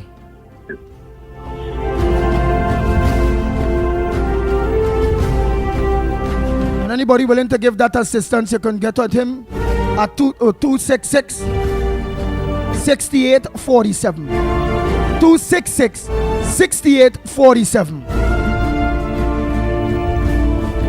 I also know First Wave Movement and other people called the lady who looking for assistance legally, that want answers for her son that have about 14-15 days to live, that she can't tell the man, son or children, that the father ain't gonna be with them no more, because again a failed healthcare system just killing we innocently. You know how people could live or would have lived had our healthcare system operating the way it's supposed to? Well, have any idea? I'm gonna take 1 or 2 calls because I need to go to our next interview. The numbers to call, and if only call already, give us our opportunity, please. Are you with us? Would you make that time to be in Port of Spain this Thursday after lunch? Brand Lara Promenade by the Twin Towers. Would you? Good morning, caller. Where are you calling from? What's your contribution on the ground report this morning? Yeah, and is your brother Small Dread. Go ahead, Small Dread. Yeah, pass by me file. I'm back for this man and I'll pass it for it 10 a.m. Health center. All right, I will organize and I will give you the number. I will call you after and I will give you his number and everything. We're calling it all now. Give him a call and let's see how close he living to where you are and how we could organize and do it. But thanks so much, Small Dread, and I know you and all have been having your issues when it comes to the healthcare system. But yes, again, we have to fight, we fight. It's in a mess, boy, Andy, boy. So I know you understand and feel the pain of that gentleman. Yeah, but I already feel for that man. I hope all the gangsters, all the bosses could listen to this and try and help this man. Because he's a human just like we. You know what I mean? Thank you so much, Small Dread. Morning caller, where calling from? What's your contribution on the ground report this morning? Pleasant good morning, Brother Andy. Pleasant good morning to Trinidad and Tobago. Pleasant good morning to everybody. Lennox Smith. You see that woman who cried last week on this radio station, and you see that gentleman this morning, and you see the Auditor General. Those 3 things are 3 important things. The health system in this country, it's totally, how we put it, Andy, how we go put it, boy, the health system totally damaged. The health system is not functioning.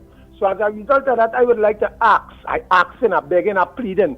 This is not a march. This is not a protest. This is to show a public servant. This is to support a public servant. Where our money is concerned, taxpayers' money. All it will be about taxpayers' money every day. Well, this is the time for Trinidad and Tobago to show support for that woman. Because if we as a people then come out and show support for that woman, they will throw shit under the bus. And I will say this until Wednesday. Andy, all you know how carnages. Do die or run away, no sickness to death after God, I will be there, brother. That is all I will say for now. Trinidad and Tobago, all you happy with.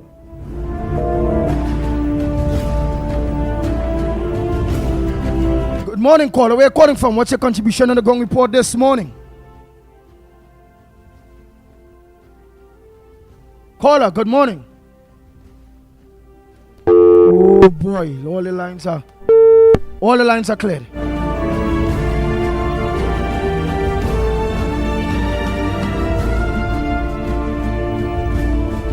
Would you make that commitment for yourself, for your family?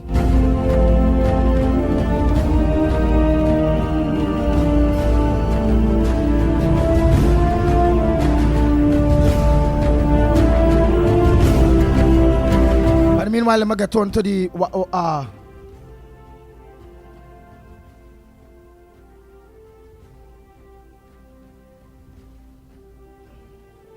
morning caller. Andy, I want you to get a man address on wherever it is. This is Malcolm X. I want to make a personal contribution to that man.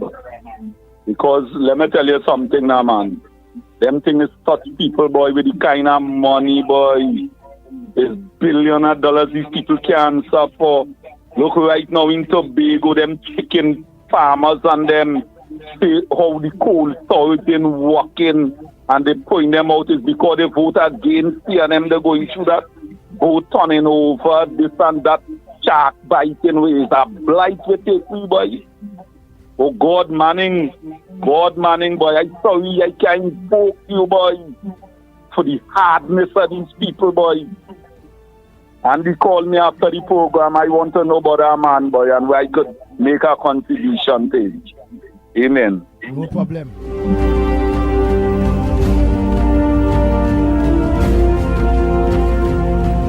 Good morning, caller. Where are you calling from? What's your contribution on the Gong Report this morning? Andy, good morning. How can I get in this guy a hamper? All right. Let me give you his number now. His number for all of you out there. His number. I will listen up here, Andy. All right. 266-68. 266-68-47. 266-68-47. That's for the gentleman. And for the lady that looking for that support too, well, that support which is answers for her son and the mishap of our medical institution that today, within the next 14 days, within the next 30 days, she would not have a son. And her son, 2 children, would not have a father. And that's what? Based again of the problematic medical or healthcare institution in which all of we are to face. All of we are to face it, you know, to get sick with this, get sick, you know. When all your neighbor house burning, wet all your own, all you go cry and remember, people cries and pain what them was going through when them go to the healthcare system, you know. All you go lost a son or a daughter. What all you go see? All you will end up crying just like them. Don't let me find it within ourselves. This Thursday, Brian Lara Promenade, after lunch 1 p.m. Oh God, for God's sake, let us meet.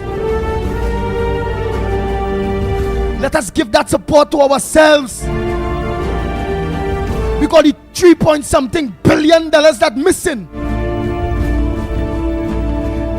being channeled in the right way. Many of these people calling you wouldn't have to be going through this and crying and going on. And when our children do good, we always reward them. The Auditor General says she's not stamping or rubber stamping nothing. She said, bring the supporting documents. The government, nearly every independent institution, they make them crumble to the knees. This one stand up, and the state going against the state now. The Attorney General and the Finance Minister going after the Auditor General because she asking for supporting documents based on billions of dollars that is unaccounted for. And people crying, people can't get a pension, people can't get surgery, people going blind. What? The roads bad. The crime situation in a mess. Only for real? I must say a pleasant good morning to Anderson Wilson.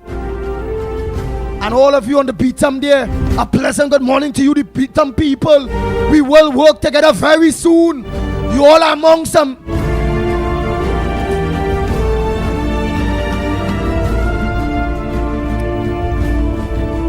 How the highway looking this morning? Traffic flowing nice, boy. How the bus route looking? It flowing nice. How the main road looking? It flowing nice, eh? How Lady Young looking? It flowing nice. God don't sleep. And in struggle, that thing called sacrifice. I just want to say a pleasant good morning to the people of Beatum. And you all will be seeing me very soon.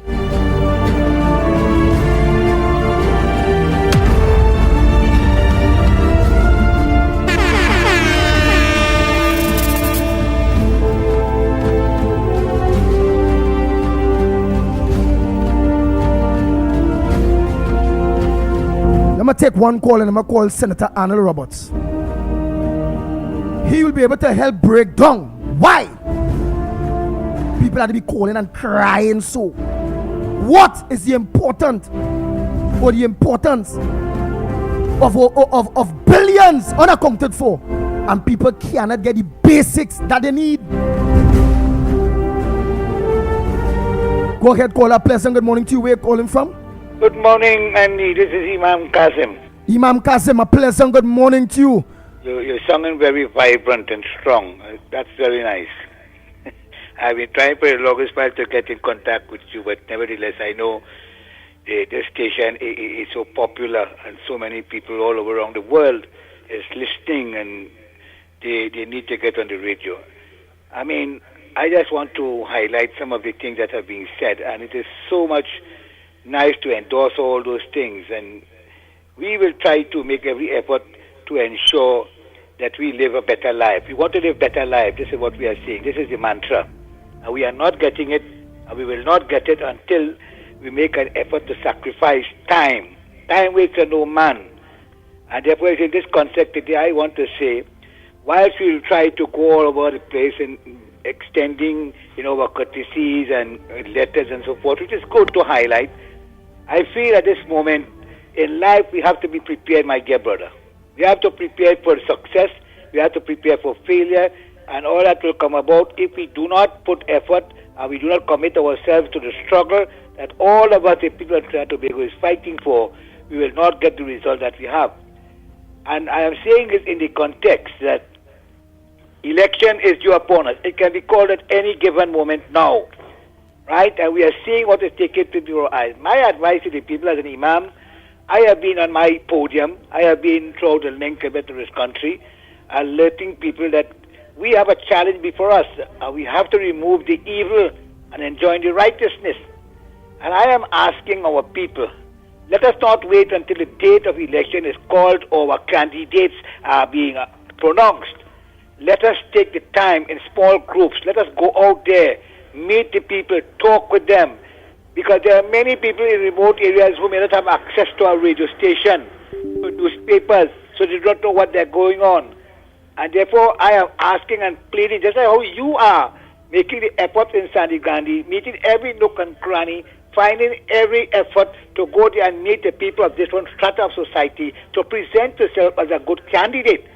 And I hope that the people that is in charge of getting candidates on board will see you as the one who will bring home that seat for us.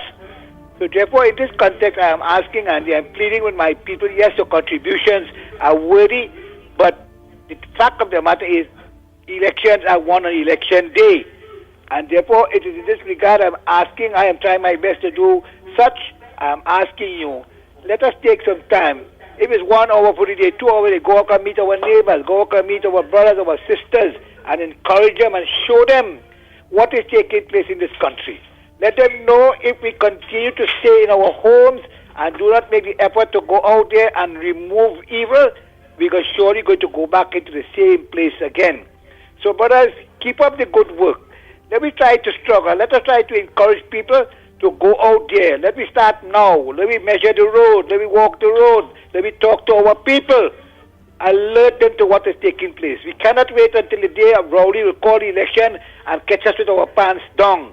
We have to go out there and invite our people to go to the polls. Let them know what is taking place in this country, my dear brothers. I hope and pray God will bless you and continue to bless you and Andy, Michael Kerr, and all and our dear brother Roberts. Continue the good work. I thank you for taking my call, brother. Thank you very much, Imam Kasim.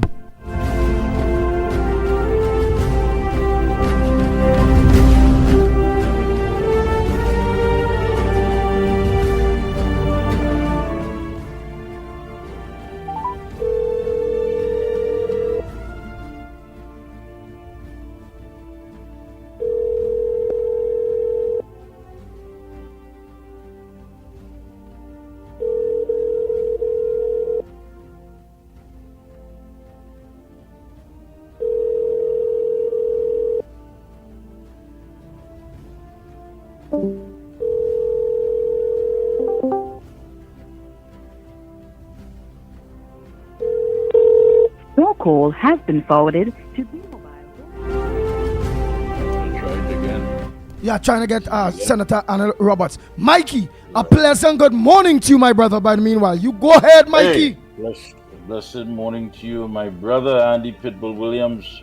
Morning to my brother Lennox Smith, and of course our technical director Newbie, and to all the good folks locked on out there. Yes, Thursday, that's May 9th, 1 p.m., Brian Lara Promenade in front of the Twin Towers. I know you're trying to get in touch with the Senator, the Honorable Anil Roberts, as we continue to connect the dots. And this issue of the healthcare system, the failed healthcare system, is something that many people are talking about because they're experiencing it firsthand. Did you get him? I'm trying to get him here. Trying again. Oh boy. But try again.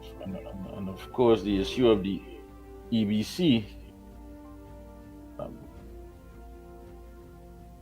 which many people have been talking about right here on the ground report.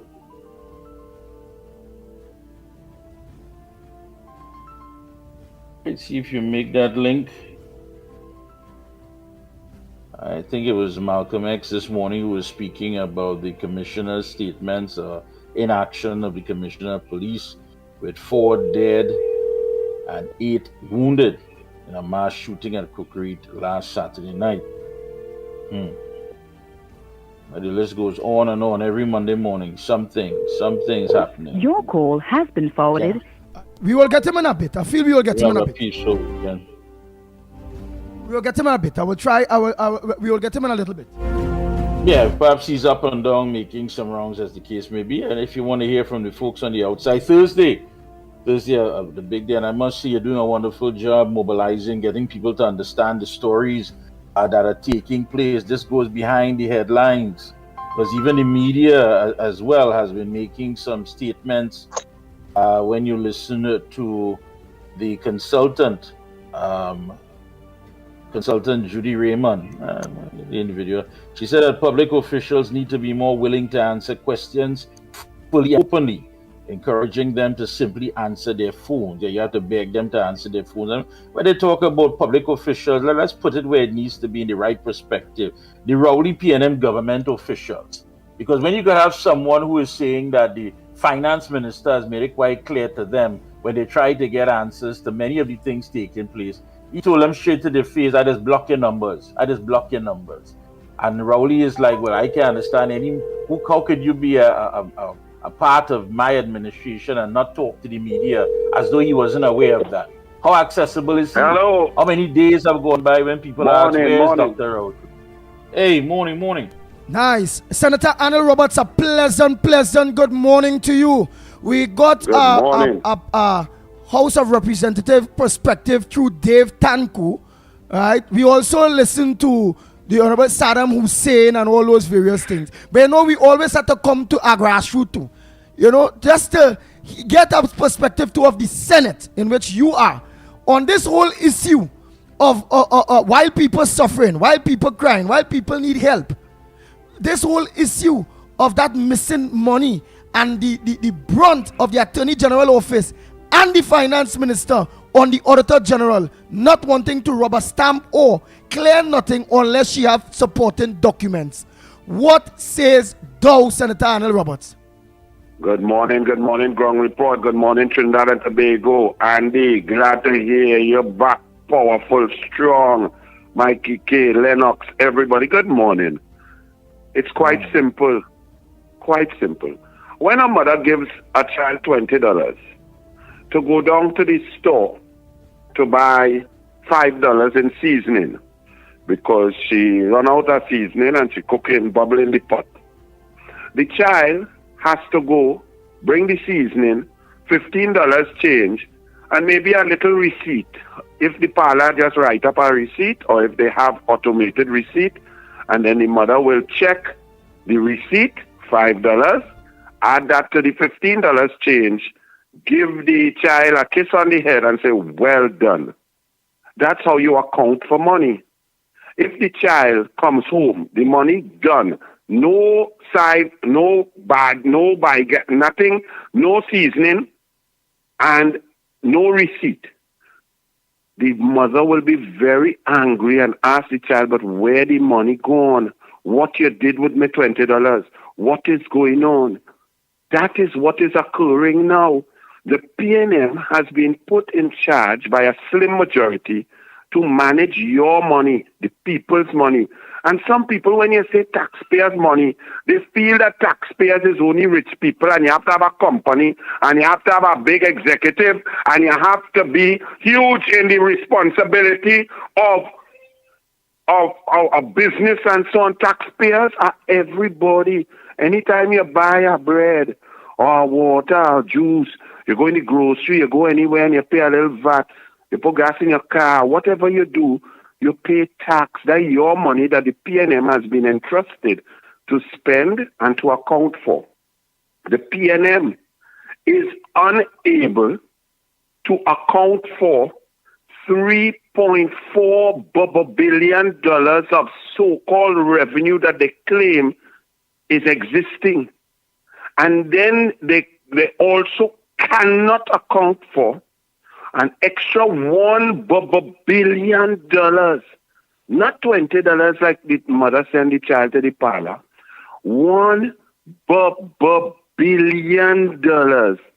That is 1,000 million. I want people to understand what we're talking about. You know, when all let us go and buy a little lotto ticket, when you see it's $1 million to win a lotto, you have to win a lotto 1,000 times to equal $1 billion. The PNM cannot account for $1 billion of expenditure.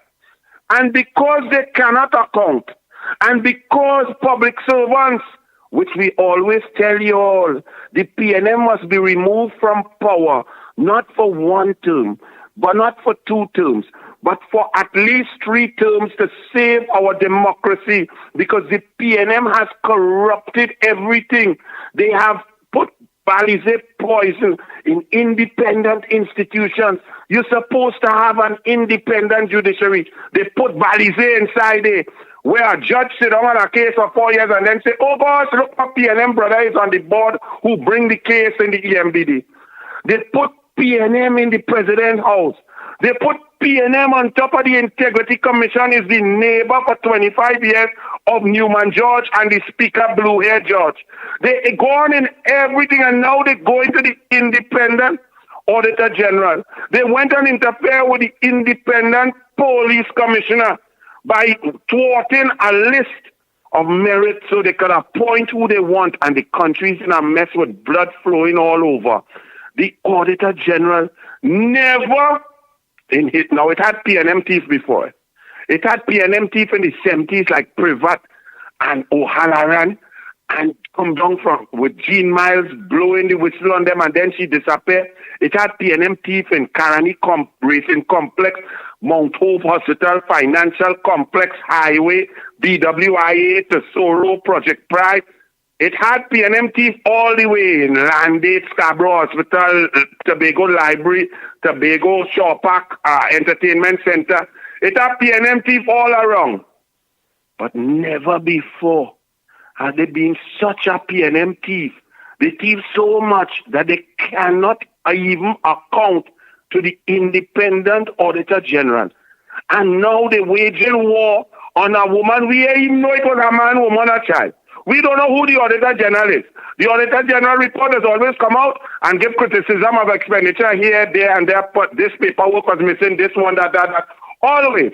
But never before in the history of Trinidad and Tobago you ever see $3.4 billion cannot be accounted for, and the honorable well, let me withdraw that. I gone mad. Let me withdraw that word. Coleman but come in the Senate and standing up there attacking the Auditor General and saying he had sight that no backdated accounts were there, that the amendments were dated the proper date in April. The Attorney General, the Lymore, who went in a court of foreign jurisdiction, signed his name to a lying document to say that he was not a senior counsel back in 2004 to 2007, which was a blatant lie. Perjured himself in a Florida court. That Attorney General sit down there. And you know what? He had a letter from the Auditor General dated April 17th. We were debating on April 29th, 12 days after he received the letter from the Auditor General, which attached at tab 1 and tab 2 with the two sets of accounts. The first one that they say had errors, January 31st dated, and then the new amended ones that they found out, hey, we have some errors 2 months later in March. They dated those accounts March and April. They backdated to January 31st. Backdating accounts is fraud. Backdating accounts is thief. Backdating accounts is illegal. Backdating accounts means somebody had to get locked up. So all this noise, all this attack, pre-action protocol letter, the Attorney General, who's supposed to be the lawyer for the whole government, the cabinet is just one arm of the government. So the Attorney General is supposed to advise the Auditor General also if the Auditor General has an issue with Andy Williams and the ground report on this, that, and that. The Auditor General is supposed to seek advice from the Office of the Attorney General. But this Auditor General could not even do that, because the PNM lying AG supporting the PNM lying Minister of Finance and the PNM lying Prime Minister outside their negotiating deal for all kind of things, including refinery and some cricket academy, when they done spend $1.3 billion on a so-called academy that nobody can get taught nothing. And this is where we are. So they're waging war on some lady who's just, and if all you went to school and all you would know. People who do good in accounts is not people who become accountants. It's not people like Anil and Andy and Mikey K who like to go and meet people and talk. And accountants are very introverted. They like to just deal with numbers. This number, they have a long concentration span and they just are meticulous and they don't make joke. So sometimes if you want to get married, I think the best kind of woman to marry is an accounting kind of woman. So that when you spend $1, she know. So that when you reach the end of the month, without her accounting wife and thing, you're then up broken and saying, but where my money gone? When you have a lady who just takes your receipt, go and check in the grocery, account for every dollar, put it in the cupboard, cook the food, and monitor, your life does be easy. That is the type of personality that is an accountant. All the accountants say is, listen, all you provide something January 31st. I started to up my audit to check and so on. And on top of that, when she started to check, she see money missing, money gone by MPs, she see lies and things. That's a whole next thing, right? Then you come and say, oh Lord, we make a mistake. $3.4 billion missing from the revenue. So if we left it so, the deficit will be $9 or $10 billion. But PNM coming to tell all you in our election here, hey, we monitoring the economy, we're doing so good, we've brought down the deficit, we're creating jobs. The PNM likes to lie. But there's one thing that don't lie. The numbers do not lie. The money is missing. The revenue does not exist. They have no documents to substantiate it. They are attacking the Auditor General because they have been caught thieving. End of story. Wow. Thank you so much. Mikey K, have anything you would like to talk to ask Senator Arnold Roberts, my brother? I think he said it all. I think he said it all. The bottom line is cannot be accounted for, and numbers do not lie. Thank you so much, Senator. God bless. You all have a great morning, and to all supporters, all united against the PNM thieves. Hawketa later tonight, 7 p.m. 7, not hear me, PNM. 7 p.m. must go. The minister must go. Rowley must go. Convantial, the Minister of Debt, must go. Rohan must go. The Minister of Rural Development, Minister Puya must go. Gadsby Dolly must go. Sleepy Hines, who like to ride horse with 8-year-old boy, must go. The PNM must go, but tonight, 7 p.m. Before you go, Before you go, so Trinidad and Tobago heard that tonight, La Hawketa Talparo. But here what I want to ask to before you leave. Thursday coming here, we asking the people of Trinidad and Tobago to come out for 1 o'clock at the Brian Lara Promenade, where we're going to deliver a letter to the Auditor General on all type of basis, thanking her that she has an independent office in fall, like Blitz and them, like the PNM president and everybody who just like EBC and all these independent institutions that just crumble into the PNM. And I think this lady should be, I mean, when a child do good, we just support them. And not only that, should we expect now the state coming to attack her or to fire her just as she do other people? Or just as the state do other people? They have started the war on her. Now the PNM lying Attorney General want to play like he not going to pay her legal fees. She is not suing or she is not defending herself in her personal capacity. She has been attacked by the PNM, by the PNM government, by the cabinet of the PNM in her function as Auditor General. Therefore, any defense made of the Auditor General must be paid for by the coffers of the state, number one. Number two, of course, they are coming to attack that woman. And number three, this is the most important part. You see what you said? The people need to uphold and praise, lift and support those people who do their constitutional duty. It is very sad that we have now had, as a UNC political party, to defend the Auditor General. Now listen carefully, because there's a little nuance, right? The mere fact that the PNM has attacked this independent office, and we as a political party, the UNC, are forced into a position to have to defend the office, it brings the office into disrepute. It brings the office down into the political guile where it is never intended so to be. So it is incumbent upon the independent people. Now, they should be independent senators, But as you all are aware, that does not exist. Because if you have a PNM president taking instruction from a PNM prime minister, you will get PNM independent senators. So now it is incumbent upon you, the independent citizens, the citizens who just need good accounting. Because the Auditor General, whether UNC is government or PNM is government, must do his or her job and account for the people money on behalf of the people. So the Auditor General must not be brought and dragged down into the political guile like what the nasty thieving PNM has done. So your call on ground report, I call for all independent citizens, you who not aligned to any political party, because even if you're a PNM and you support PNM, if 3.4 billion cannot be accounted for, and if 1 billion expenditure cannot be accounted for, you know who suffer? Who going to have to pay property tax? Who going to have to pay increased taxes? Who going to have to drive in more pothole? Who going to have dry taps? Who going to go in the hospital and baby dead because they didn't buy the correct chemicals and they didn't put enough staff and they have one nurse in the NICU for 20 babies and they have one nurse in the ICU for 20 patients? You know who going to suffer when the money cannot be accounted for? You, the people of Trinidad and Tobago, whether you're PNM, UNC, or independent.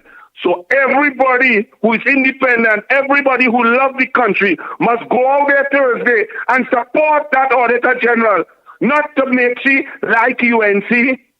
Because when we in government and we coming in government just now, we have to account for the people money.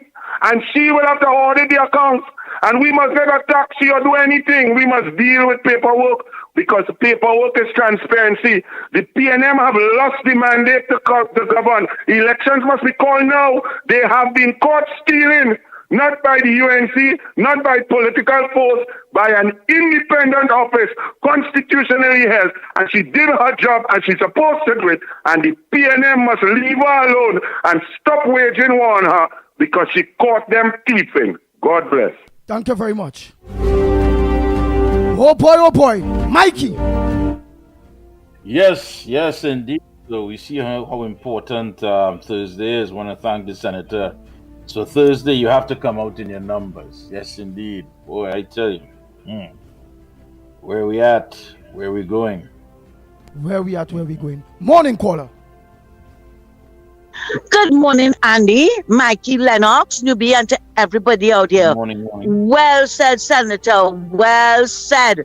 Yeah, well, who don't understand what it is they say this morning, something is definitely wrong. And I like that he made the appeal. This is not about UNC, as I was telling somebody. This is not a UNC thing. This is a pressure group. This is a pressure group. We have to let her know she did the right thing. We have to commend her for it. But Andy, I want to highlight a couple of issues. I received a notice from somebody concerning an incident at the San Grande General Hospital. Andy, we just heard 21 babies died in NICU, right? Everybody, well, you know, they are singing and all of them, and Manning Allen, and all of them tried to say it's vulgar, people raising this and raising that, and it's sounding political or whatever. Babies were involved. Through carelessness, babies died. Somebody took a baby, and I sent you the notice. Somebody took a baby to the San Grande Hospital, 10 o'clock in the night. The child had vomiting and diarrhea. It wasn't until 7 o'clock the next morning that they looked after this baby. Right? And the child was so dehydrated they couldn't draw blood or anything. Now, if that child had passed out here, what would have been the cause? What would have been the problem? What would have been the excuse, Andy? Haven't we learned anything at all? I would think that a baby coming in, that would have been all your first priority. See about this child. But no, that was not done. My next issue is, I want to know what is the job of the Speaker of the House? Is it only to bully the opposition? Is it only to call him marshal for the opposition members when they don't toe the line? What it is really. Because Imbert sat down there on Friday. 3 times he was called out to lay the report, and he refused to do it. And the speaker did nothing. Absolutely nothing. Every time he said, I'm going to get up and talk, she said, but I am calling on him, and he's not answering. No, but she know how to have mouth for the members of the opposition. But she don't know, have mouth for people who put her there. You see the biases? That was a clear case of biasness, Andy. A clear case. And I want to tell Miss Woodbrook, Ramsamooch is a PNM analyst, right? He never has anything good to say about the UNC, so we did not expect him to say, yes, bring observers. And as for Shane Mohammed, I don't know what is wrong with him. He imagined Kamala put him when she was in office on a state board, and today all of them turned against this woman. So we need, I don't care what any one of them say, we know the track record of the PNM, and we need those observers. And we don't want CARICOM observers, because we saw CARICOM members coming down here for the local government election to campaign for Rowley. We don't want that. We want international observers. And Andy, before I leave, I just want to say something here. The Attorney General threatened the Auditor General with a legal letter for inquiry into the state of accounts. AmCham call it a spat. Imagine $3.5 billion missing, but AmCham call it a spat. The Energy Chamber said nothing. The Supermarket Association said nothing. The professional body representing internal auditor said nothing. ICAT said nothing. No NGOs open their mouth because everybody have PIP. The Law Association said nothing. And imagine the religious bodies who were chastising people in the time of COVID said nothing. But when they're ready, they could get on the pulpit and preach for the PNM. And $3.5 billion missing. And because the Auditor General asking question, they're demonizing her. And now they don't want to pay her legal fees. Because of what? Because it's Anand Ram Logan. They didn't want to hire anybody for her. She got somebody to help her. And that is what they're doing. But you know what? The longest rope has an end. And as the senator said it, we're coming back there and we're going to deal with all of them. Take care. Thanks for listening to me and have a good morning. Yes, indeed. Wow. Yes, indeed. That is the importance, my Mikey. With all of them. And the issue here is also when you have someone telling the public officials, answer your phone. The information is not forthcoming. Up to today, we've heard nothing from Senator Kazim Hussain. Kazim Hussain is the lineman agriculture minister. He is the Minister of Agriculture, Land and Fisheries. That's Kazim Hussain. And up to now, we've heard nothing about this bird flu. This bird flu that the CDC, the Center for Disease Control in the US, is talking about. We know the fact that due to what has been taking place, there's been a ban from effect from April 24th, according to a notice from the Office of the Chief Veterinary Officer dated April 25th, and a subsequent notice to all importers from the Customs and Excise Division of the Ministry of Finance on April 29th also noted the ban, and that was the ban, of course, on poultry from Miami, Florida, via both air and sea. And then you have, of course, importers who advise that any shipment that was already en route would be given separate consideration once it did not pass through the HPI zones. That's the zones checking, of course, for the bird flu. You remember that when somebody told us that COVID couldn't reach here? Because by the time they come through all the other international airports and points, it'll be right. So business owners were further encouraged to explore alternative routes and ports of export that were outside these territories. Up to now, Kazim Hussain hasn't told us anything. He is the Minister of Agriculture, Land and Fisheries. Why is there deafening silence? These people don't tell us anything until there's some outbreak, until somebody's affected. We're not lucky, you know. You would hear that it might kill about 1 or 2 people in North America, but the fact that there's nothing in place for management at the port, for agriculture management, that we might get the brunt of this thing. This thing is reaching to the heights. The CDC is saying it could be a pandemic, a global outbreak, especially with wild birds. And where is Kazim Hussein on this? Why is he not saying anything? The media said they reached out to him. They reached out to him via WhatsApp, text message, smoke signal. And up to now, there has been no reply from Kazim Hussein, who is the Minister of Agriculture, Land and Fisheries. Wow. So people just out there dancing right now. Yes. And I'm sure he's locked on to the ground report, or somebody he knows is locked on to the ground report. I will have to tell him, Minister, tell the people something, the man. Because it's not making sense. Tell the people something. This bird flu is widespread in wild birds worldwide, and it's causing outbreaks in poultry and U.S. dairy cows, with one recent human case in a U.S. dairy worker. And while current public health risk is low, the CDC is watching the situation carefully and working with states to monitor people with animal exposures. Tell us something.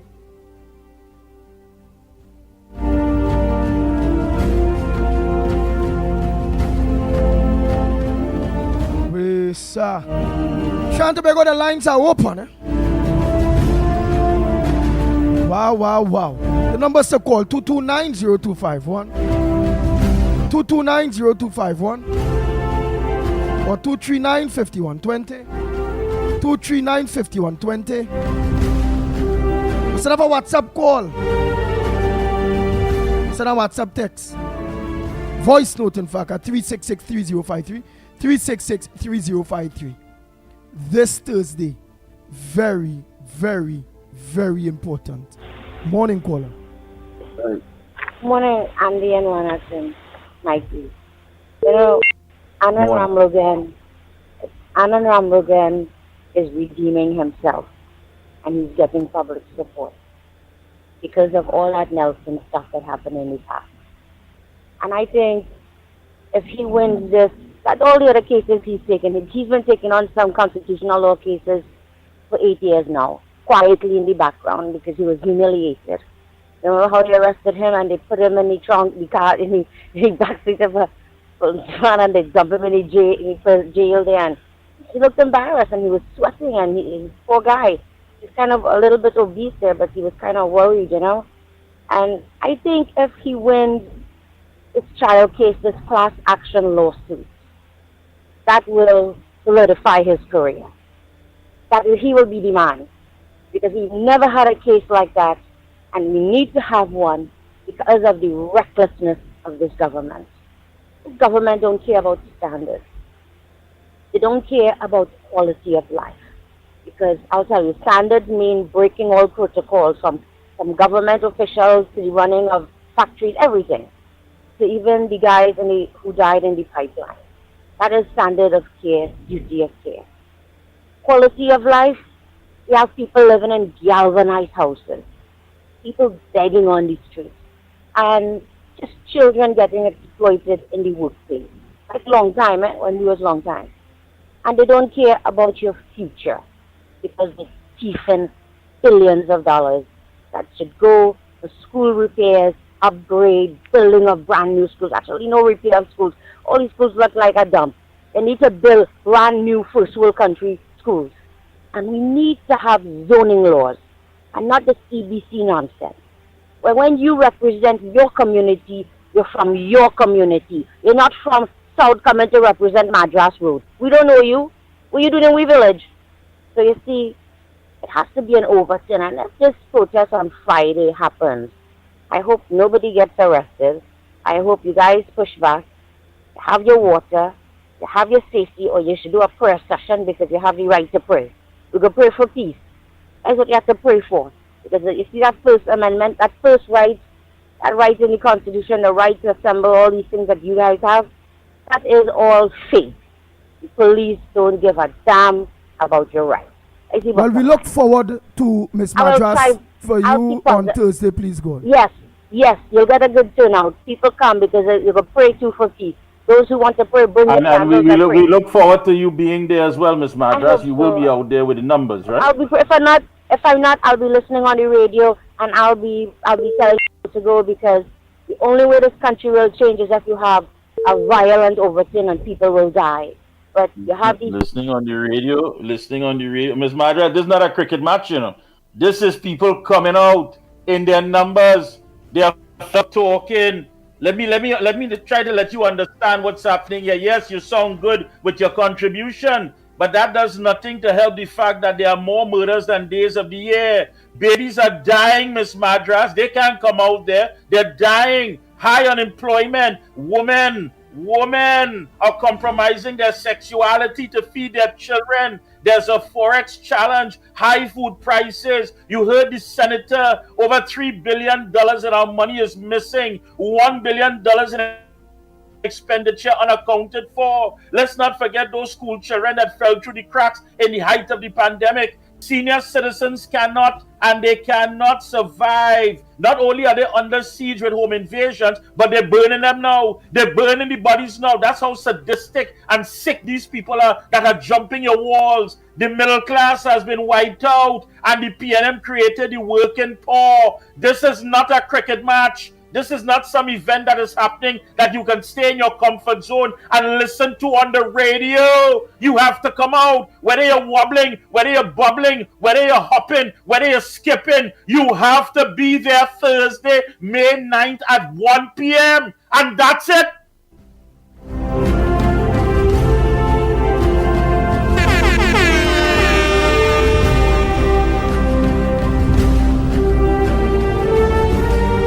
Let's go continue the lines. And I hope people understand the seriousness of Thursday. This Thursday, 1 p.m., Brand Lara Promenade, right by the Twin Towers. And I hope people ain't going to say, we're going to be listening on the radio. You're going to be live? We support you in this way, that eh?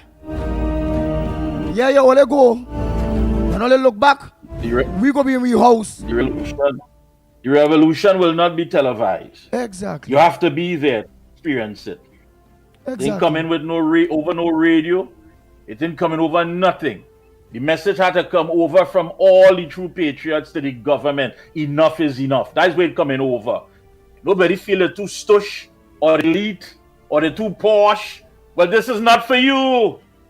This is not for the soft hearts. This is for the people who understand what has to be done. You can't just sit idly by and watch every office that is deemed to be independent compromised right before your eyes. Listen to what the commissioner of police is talking about. She talking about still praying. I don't know why she don't arm the police with Bibles and take away their guns. Because I don't want she waiting for a burning bush, waiting for the sky to open up, for a light to come down. Come on, earlier. They're going in areas and gunning down people like it's in the Gaza. Babies are dying. 2 wars going on. And less babies dying there than they are in Trinidad. Something had to be wrong. Listen on the radio. Feel it is. Good morning, caller. Where are you calling from? What's your contribution on the ground report this morning? Good morning, Mikey. Good morning, football.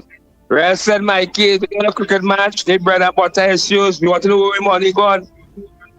Mikey, I will be out there. Thank you very much, caller. Thank you. Morning, caller. Yeah, go ahead.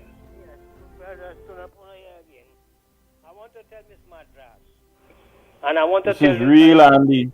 and the all who Go ahead. call this radio station, if all your tail outside there, don't call back this radio station. Because this is so much a serious issue. And I remember when Mikey did raise the issue with Krishna, who always talking about and never turn up. They could attack me, I don't care. But you see this wrongs? All you're fooling. Don't call this radio station if all you're coming out there. Don't call in. I'm fed up of this damn stupidness with all the people. No. Are we getting that clearly, Andy? Hello? Huh? Is he breaking up? Is that Tunapuna? Yeah, Mr. Tunapana breaking up a little. Yeah, breaking up. So if you want to try. Hey, let me say good morning to the good folks in Arima. The whole Arima executive, good morning. Hey, Darian Daniel, good morning, my brother. Good morning. Nigel Moses, Neville, everybody, good morning.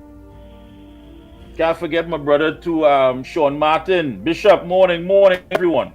Yes, and coming down, Andy, down. Yes, I'm now going to say Darren Daniel and his team coming down. And Grandy, Yes. Andy for Grandy Yes. team coming down. Thursday coming here. A lot of people will be coming down. And they ain't staying home to look.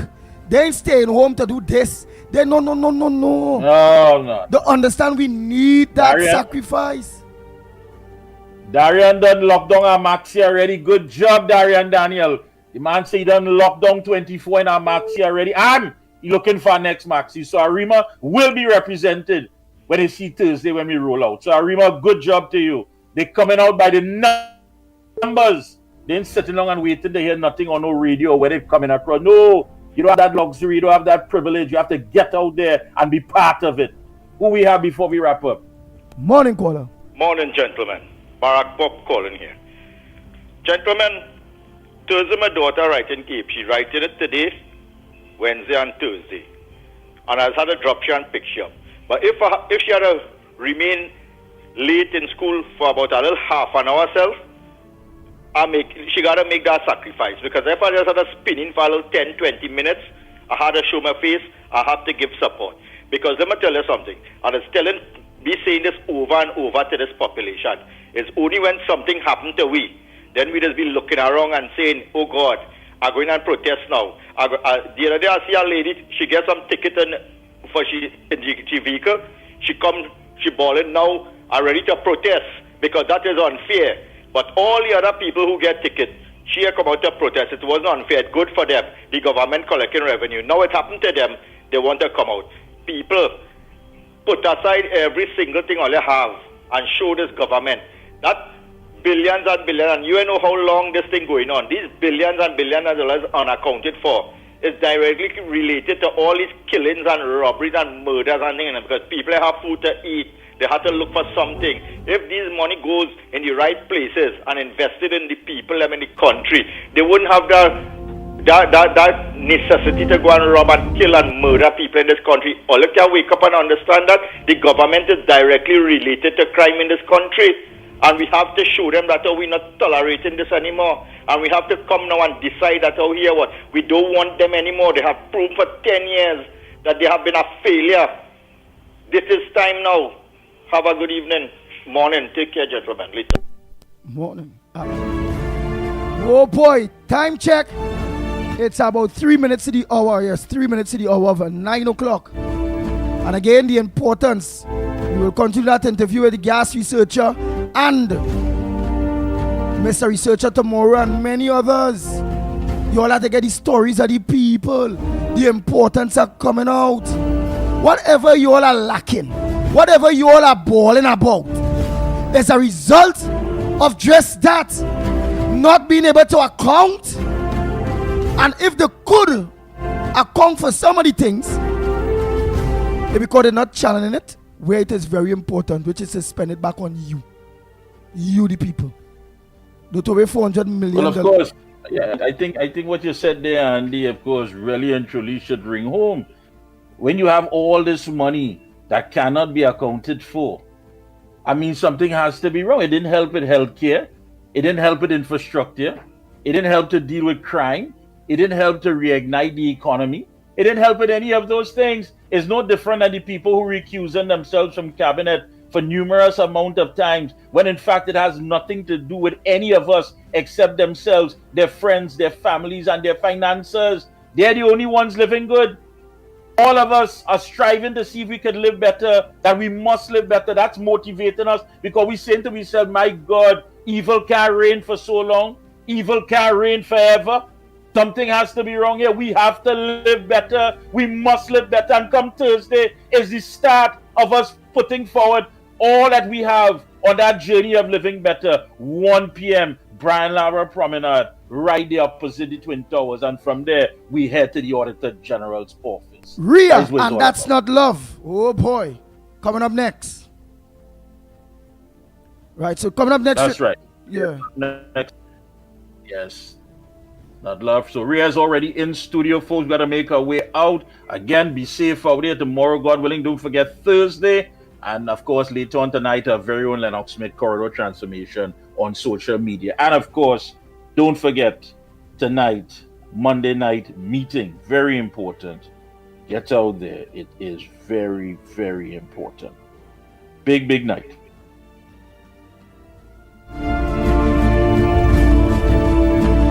Disclaimer. More FM Limited, its owners and associates, accepts no responsibility for statements made by the talk show hosts or their guests. More FM Limited does not endorse any of the information provided during this commercially booked segment as the truth.